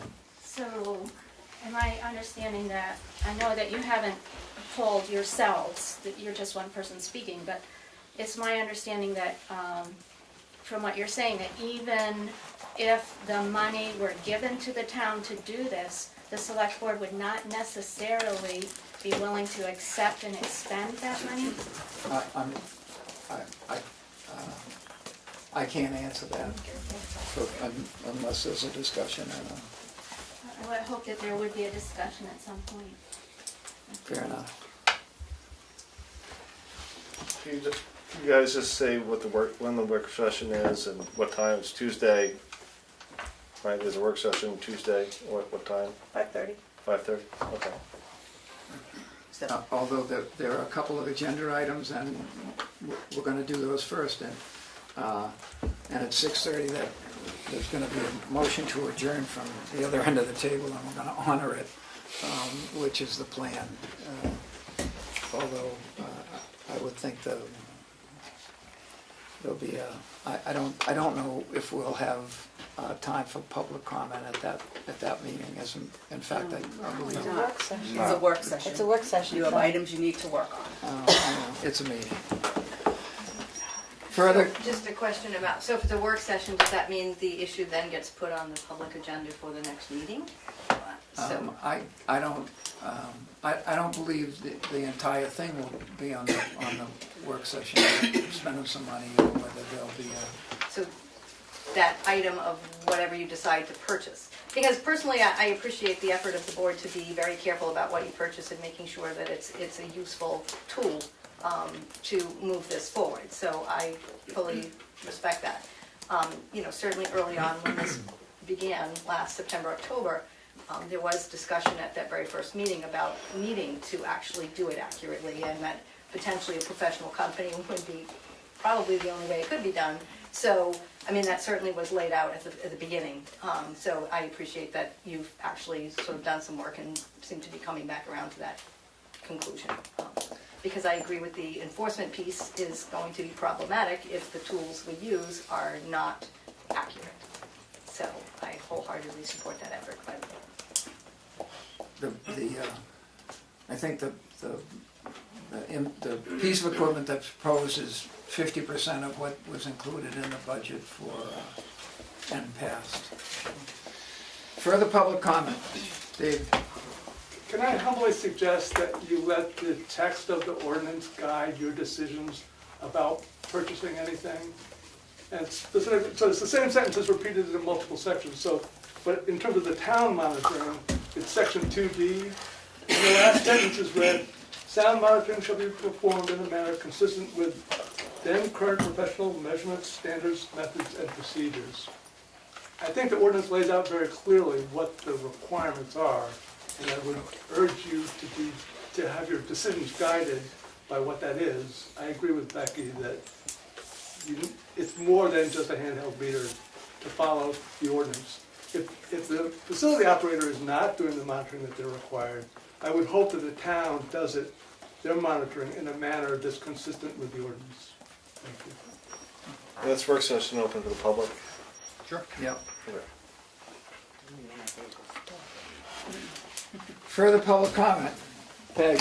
Nothing to do with noise ordinance. All right. I have a question about, I don't believe the town has a veterans committee, do they? Is there a way that we could, for example, God love David Bowles, he has done Memorial Day forever and ever. It was hardly a tribute if you went to it. I told Dad, hurry up and get out of the car, we're gonna miss it. It was literally about a 60-second ceremony. And I think that as a town, we need to devote more than that to a Memorial Day celebration. Dan and I have taken on Veterans Day. It's a huge thing. I don't want to take on Memorial Day, quite honestly. But I think there are enough veterans in town that however we go about getting a committee, I would think that a group of veterans would be happy to take over that ceremony from Dave. He's done it forever and ever and ever and ever. Amen. We did at one point. The Veterans Memorial Committee was pretty much. I think that we need to pursue that. Right, it was brought up before we were elected that to form that because it is falling by the wayside. Even and we that just haven't. they should make sure the flags are placed on. I say we haven't asked yet to have that committee formed, and I agree with you. I'll make a motion that we have a list go out to ask for volunteers for a veterans committee. I second it, and I'll sign up on it, and I know that Bruno will sign up for it. And I certainly would. There's I think there was a decent turnout Monday. And I think that what you're saying is, you're absolutely correct. I think that you look at the amount of 50, 60 people that were there Monday, that there's gonna be some people there, like Dan said, I'm more than willing to be on that committee, that would be more than willing to help form that committee and be on that committee and work. Would, I need the motion. We got a second, so we got a motion to put it out there. Who wants to sign up for a Veterans Committee? further discussion? In favor? Aye. Opposed? Would you consider? Did you say yes, Willie? Yes, that's all right. Would you consider, at least in the beginning, being at least temporary chairman of? Oh, absolutely. Thank you. Yeah, I have no problem with that whatsoever. Yes, I would. Appreciate it. Thank you. See how easy that is? Melanie? Can you turn the heat down? I was gonna say, even Right I'm hot, and I don't get hot. 81 degrees. Right behind No, you. 82. So it's not your own. 82. It's 82 now. I don't think it's a temp, I think it's other people. Yeah. Darlene's not. Push the button. Thank you. Everybody might Thank you. I trust. People in the room. My apologies for Susan for calling you not Susan before, my apologies. Public comment for okay on public comment, we'll proceed with the adoption of RSA 31:106.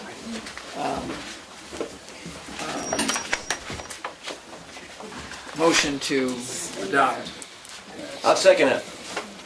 And this is the civil rights, it's akin to Yeah. to the physical injury, and this is a civil rights thing, which It's in the new business folder. still amazes me, but Should I New keep that business, basket there for it you is. guys? Did you make the motion? I did. And I second it. I was doing it. Discussion. Recommended by the New Hampshire Municipal Association that we do it yesterday. Further discussion? Hearing none. All those in favor? Aye. Opposed? Thank you. Accept, In that folder is the same, no, the next one we're gonna be talking about is accepting the donation. consideration of accepting unanticipated revenue under RSA 31. Motion, You're right. Sorry, 3195. That was my- 31 colon Yeah. 95 dash. Thank you. Motion to adopt. Second. It's $10 and $500. The $500 was from Shaw's grocery store. For the rec department, yeah. Well, to the rec department, I know it's going in the general fund, but that was the reason they gave it. They gave it for the rec department. And the Visitors Council, $10.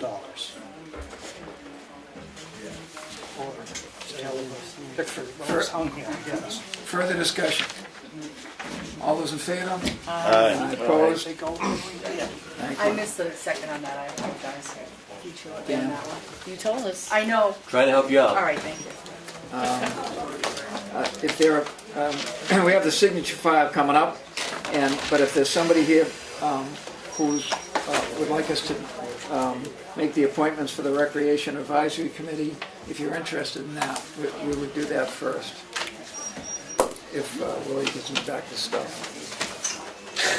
Again, I think that's the problem. Because this is all very interesting. I think it's the very last, Days. the last 3 pages. Oh, Dave, are you gonna contact Juno, or would you like me to? Contact who? Juno. Oh, yeah. Okay, so let her know that I'm not gonna call her. Got it? Got it. I'm not gonna call her if you're gonna do There's it. All right, thank you. Motion to appoint Jim Hidden to the Recreation Advisory Committee. Second. All those in favor, discussion? All those in favor? Aye. Opposed? Motion to appoint Deb Malley to the Recreation Advisory Committee. Second. All, discussion? All those in favor? Aye. Motion to appoint Jessica Perkins to the Recreation Advisory Committee. Second. All those in favor? Aye. Thank you. Are any of you ladies, no one's called me from your group? I Just you? tried to call you back in April, but No. I never heard back. I never got got a the message. answering machine or something. Did you want to be a member? You want to be a member? Yes. Then I will do yours. I didn't know that. And I've heard from a couple of people that wanted to be on it. So who are they? Ann No one- Ann McGarity, Ann wasn't McGarity she one wanted to be. that was Okay, interested? she didn't tell me. I didn't hear from her. So I can call her and ask, I- if people still join. I mean, I think it'd be good to have Yeah, five we need members. more. I mean, I did it because that's all I've heard from so far. And we could do that as early as Tuesday, because it's gonna go as quickly as this, and if not, failing that, it'll be a week, 2 weeks from tonight. And, you know, I would think that these three people are gonna come with some recruits too, to maybe add it to the building for all Who I know. else, do you know? Because I'll do the appointment forms and have them ready. I mean, has it been put out anywhere? It was in the newsletter at the school, it's been on the website, it's been talked about here at the meeting. What about the Facebook page for the rec? I don't know about that, Probably no. not. I would say no. if you don't go to the school, Changed since March. you wouldn't know about it. And the I don't rec know how on department is Facebook, not just a school, But It's There's an activity activity thing, they do buses for the Boston Flower Show, and so if they put it on their Facebook, people that look at their Facebook for rec department things might see it in. I can put it on the exchange. That would work. Sure. Thank you. But I think these three folks who responded to the ad or the notice on the website will have something up and going, and to enlarge the committee and, you know, get some Do they ideas. have a meeting planned yet? No. Well, they just I appointed. haven't tonight. even contacted them yet to say it's happening.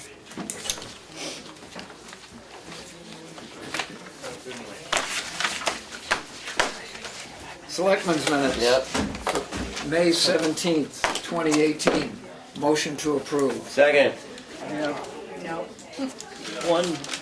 One thing in there, and it was under, will contact town council regarding the request from the Tamworth Village Association.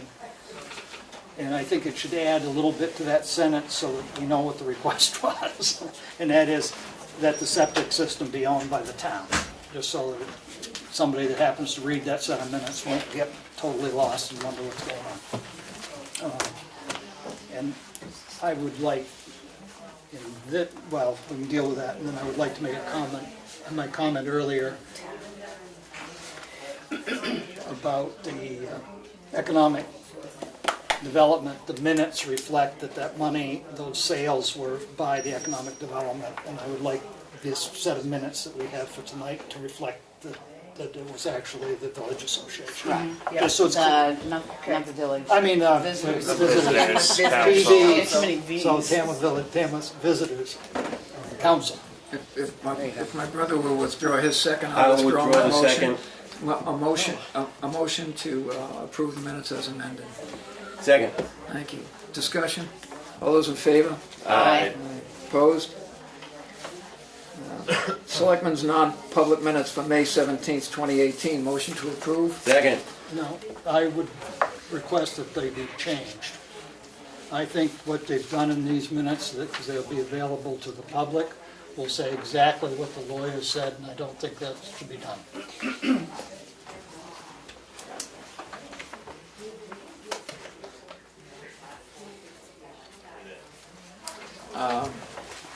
Has anybody requested to see these? That's not saying exactly what the lawyer said. Yeah, it does.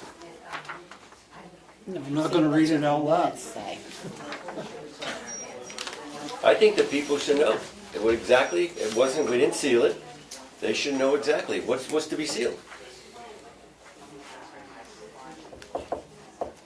We received correspondence from the lawyer.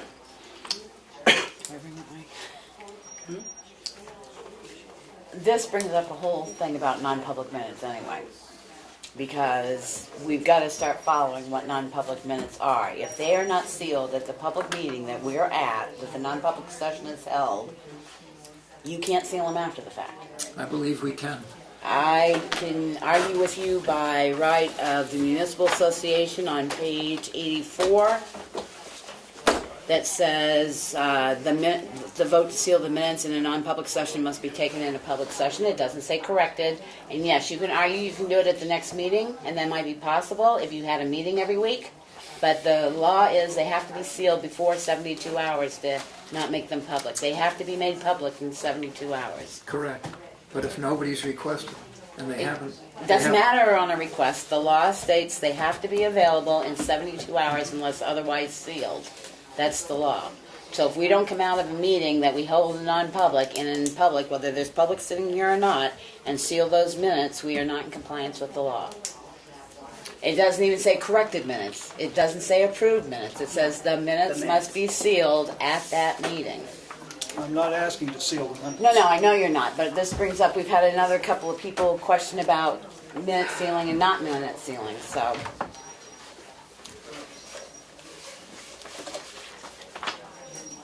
I read them and didn't see anything wrong. I mean, I don't know. We've had a discussion. I guess, what are you, I know.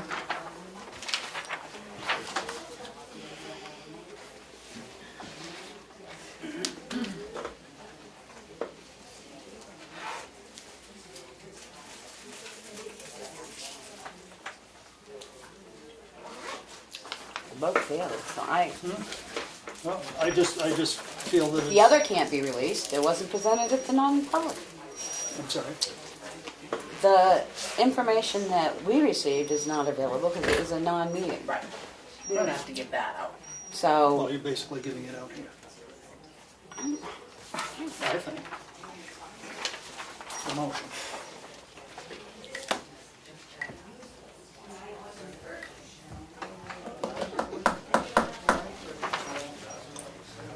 I didn't think so, but. Fine.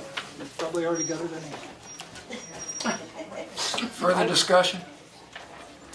All those in favor? Aye. No. Wait a minute. All those in favor? Aye. To keep it or? To keep it. To keep To it? keep it the way it is? Yes. Aye. Aye. Opposed? No. I already voted. I didn't catch it. It's 4 to 1. 4 to 1. Aye. Well, So- depends on how he votes. I He voted said- he yes. said Oh, we aye. did, okay, I didn't hear you. But I do want to go back to this discussion on non-public minutes. And again, I had sent, this is what, I use that. except for the second pages and stuff, because it did say, No, we were if you- brought up about a roll call of sealing the minutes If and you stuff. look at the minutes that I have, the template that I have, it's in there. But I think It's the same exact thing as that. we need this at our meetings so we I know have 4 of them. right what now. we're doing, and we vote after we come out whether to seal those minutes or Right. not seal those minutes immediately. Yeah, because it was also on the handout on page 18. Yeah. And if we met every week, maybe that wouldn't become an issue because you'd be able to squeeze a meeting in before the 72 hours. But where we meet every Right. 2 weeks, you can't. And the accounts payable manifest and check register. Right there. Thank you. How many hands stuff to you again, Steve? I'm sorry? How many hands stuff to you? Sure.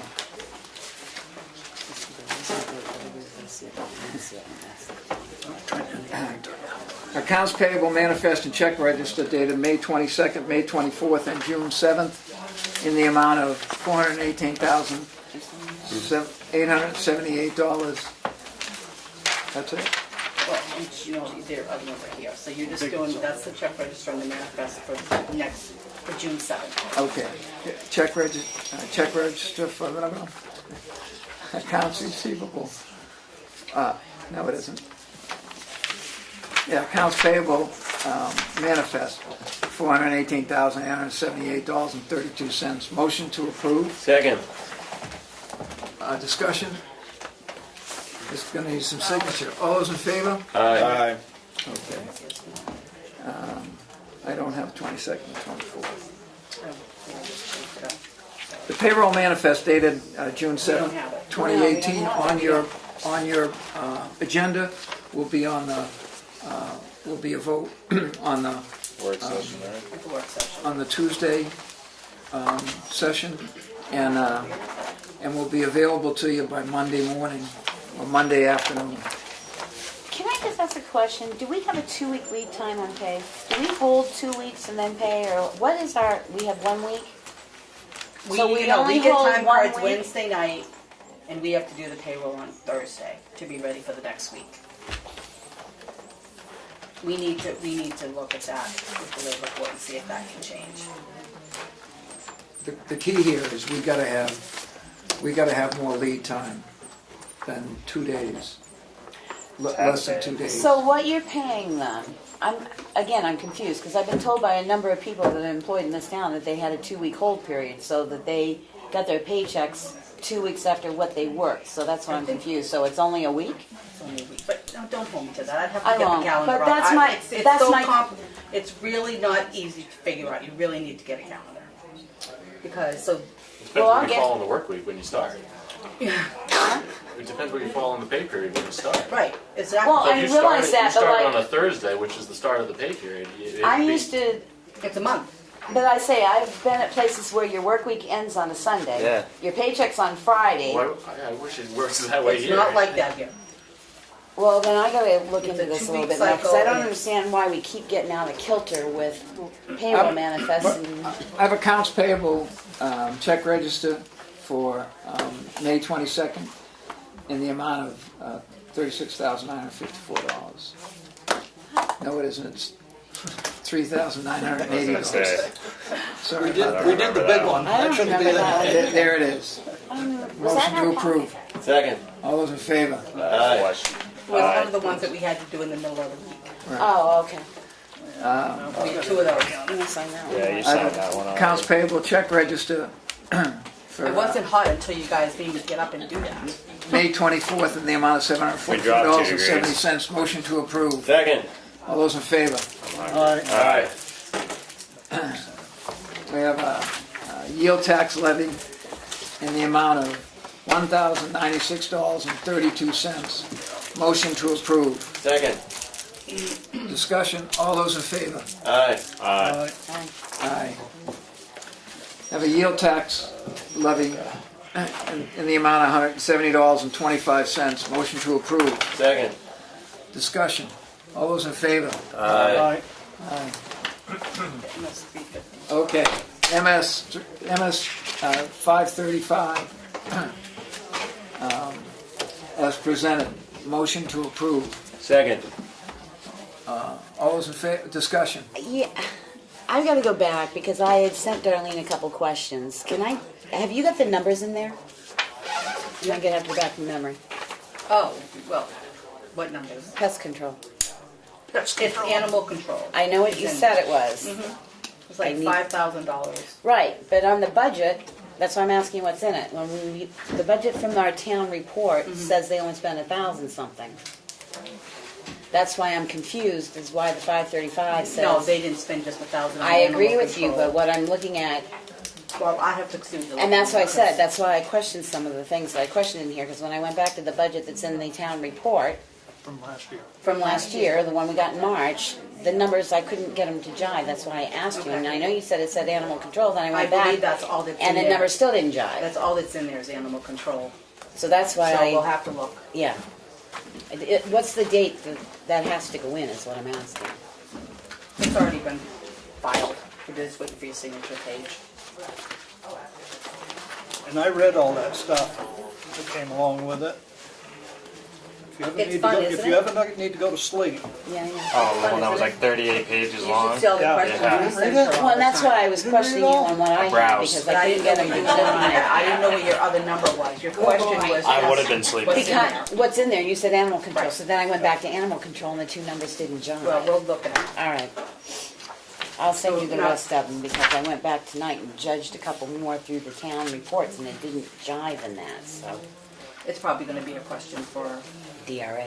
no, for the auditor. Okay. Further discussion, So that didn't get signed. Well, all, it's through, Or are you I'll going sign to? tomorrow, I have no problem. all those in favor? Aye. Aye. Opposed? They already voted for you to sign that. Yeah. That's the letter from Robert.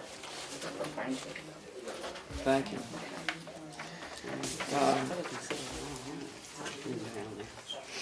David, could I ask,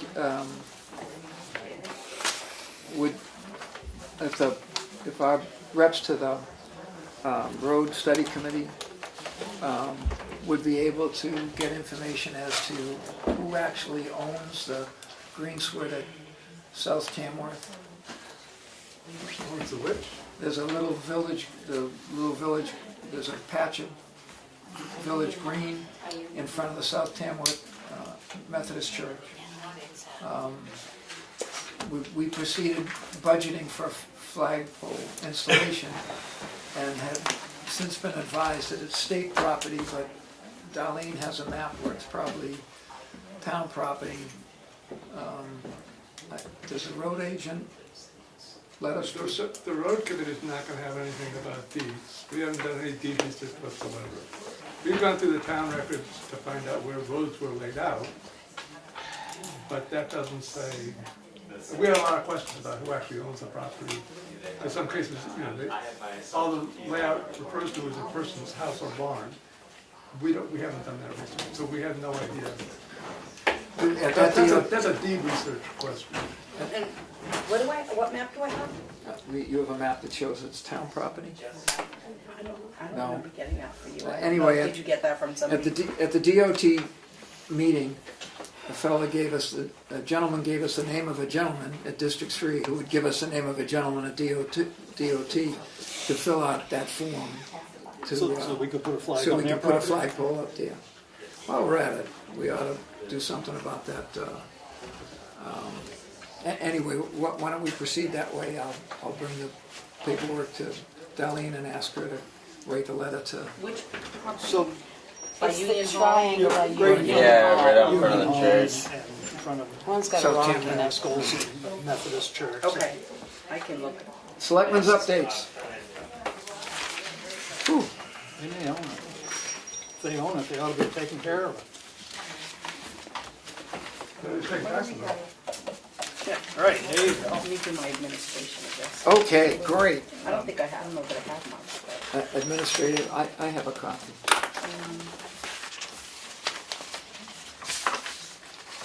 Someplace. So, I got it. I don't know if David wanted to talk about the map that you sent over. I gave the board a copy of that table. Oh, not time. The time warner. warner. Whoever Yeah. it is today. Oh, Map. yeah, I You know, just wanted to make And you sure. had a question. I was responding because there were some comments at that meeting that were discussing that people didn't know, the board didn't know whether phone service was available, and it is. Okay. And they also didn't know where the service was currently available. I'm not saying that's where it is, because if people have paid by this map, the cable's extended, that's a 2003, I think, Philadelphia. So a couple of vendors ago. Right. And on that map, they had what was currently installed and what was planned but not yet installed. I didn't try to map that, but this was, well, I did this for the master plan when we were trying to map something. They wouldn't let us publish it.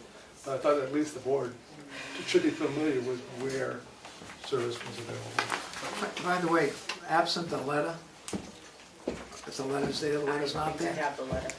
I'm curious as to what would happen if we did nothing.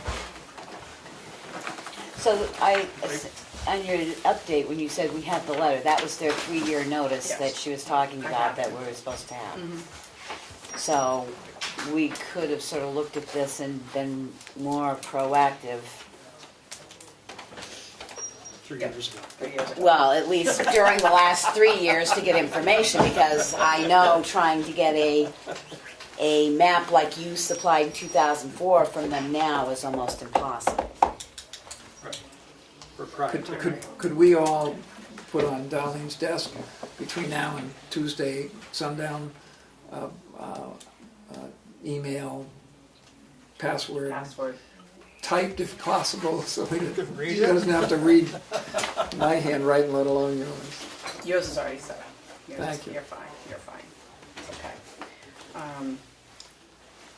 And you're all set with Representative McConkey sending a letter in about the light. I think he was asking. I thought he already sent it. He No, might have. I thought it was just a copy of what he sent. back to the passwords, again, this is a dial-in, so you're gonna send us the directions on how to dial Yeah. into the email service? Okay, I have a call into Jim, okay. so get that all squared away. But I'm positive he's gonna need a Yeah, password to need set some it up. set it up so Yeah. that you can get into it. Are you willing to do the LRPC co-op electric? I am, if you want me to do it again this year. Do we need a motion? I would, So- just to make it, go ahead. I mean, You're gonna have all the information ahead of time, but that last day, they're gonna choose who we're gonna pick, who they're gonna choose out of the 2 or 3, right, and we're hopefully gonna know who that is. And that day, they just send it through, and somebody needs to sign it that day. And if somebody wants to be available to come in and sign it, I don't have a problem with that. so they're gonna send all the information to us Mm-hmm. about the bids, and then they're gonna make a decision and send it to be signed. We won't know which one of the 3 it is. I will Well, let you guys know which one Or it we is. can give her guidance saying, Right. we've looked this over, and if they don't go with this company, we're gonna try and fly it on our own. Right. Oh, yeah, no. All right, I just I'm just gonna didn't give want- a signature. No. I mean, it would be kind of pointless for us to do much of anything if that's what it is. Right. No. Darlene has some experience in this that she can apply here and also in the oil and propane deal. Additionally, it's a commodities market, so So that's why it needs to be done that day when they correct, send it. it's in flux. But you and guys will know can who it change is. by the hour. And having her here on that day, do you do the library or they do the Library's included with us. Right, and Darlene, you do the library? Mhm. Yeah, Yes. good Yeah, deal. it's included in this one packet. No, Everything's. if there's no objection, thank you. Okay. And I'll put the, But I will make an motion that she has authorization based on our Se- input Decision, at the board to sign Second, for the town. second. all those in favor? Aye.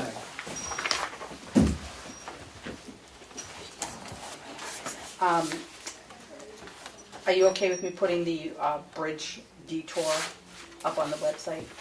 Yeah, I wish the state of New Hampshire would get the signs up. They're gonna close it here in 18 days. No, July. Oh, it's not till July 18th? July. Oh, I thought I Yeah, read it's it I was thought they were doing June. it right after school.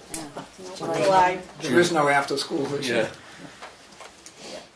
July 18th, probably understood. I thought they were gonna do it right after school. When I school am- get out, the end of June. June 20th? That's in 3 weeks. We did have some properties repurchased. So I'll do those deeds hopefully tomorrow. I'll have the attorney just prove it, make sure it's okay. And then I'm still working on the right to know request for that racetrack ordinance. Committee. Still have, yes. Yeah. Somebody's looking for the minutes, which I'm still trying to find. So, There are citizens who might be able to help you with that. Didn't and I'm the wondering planning if they're board do in. that? It The was, select No, that board? was a select board. It was a select board? committee that was, assigned. Matt Uyghur, Danny Keniston was the clerk at the time, so Was it in that a area? couple of generations ago. yeah, it was a while ago, but a lot of the information is in your planning board minutes. Goodson. They would Not, come, not for that racetrack ordinance committee, no. well, one of them, Bill somebody went to your meeting to tell you about it, because I've been reading the minutes in the planning board, but I just haven't found their minutes. So I don't know, maybe the chair has them somewhere, but I don't know who that is. Who was on there? Lynette Goodson was a select person who was in charge, Okay. and there is a article that, I have an article from the Congress when that committee first met, Okay, that I could give you a list of who was on it. that'd be great. That's at least a place to start. Roy was, and he might have it too. I can't, I know some names, but I can't remember all of them. Selectmen's update. Nothing since the last meeting. Went to the roads study, meeting down in Ospey. October 21st. Yeah, You know, and Tamworth was better represented than the people getting all the work done, which is kind of nice. And just that, I had told Darlene, I do have a couple policies I'm working on, but I haven't brought them forward because we've been so busy, so they'll be coming.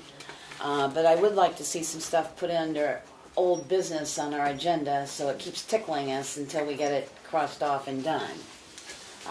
If you don't mind, I'll give Darlene the list rather than leading it here, but there's a number of things that it'll at least give us a tickle list to go, oh yeah, we need to go back to this, we haven't got it done yet. Great, and that might be fodder for if we need another. No, the only problem with putting it on the agenda Mhm. is people are gonna think they're gonna talk about it.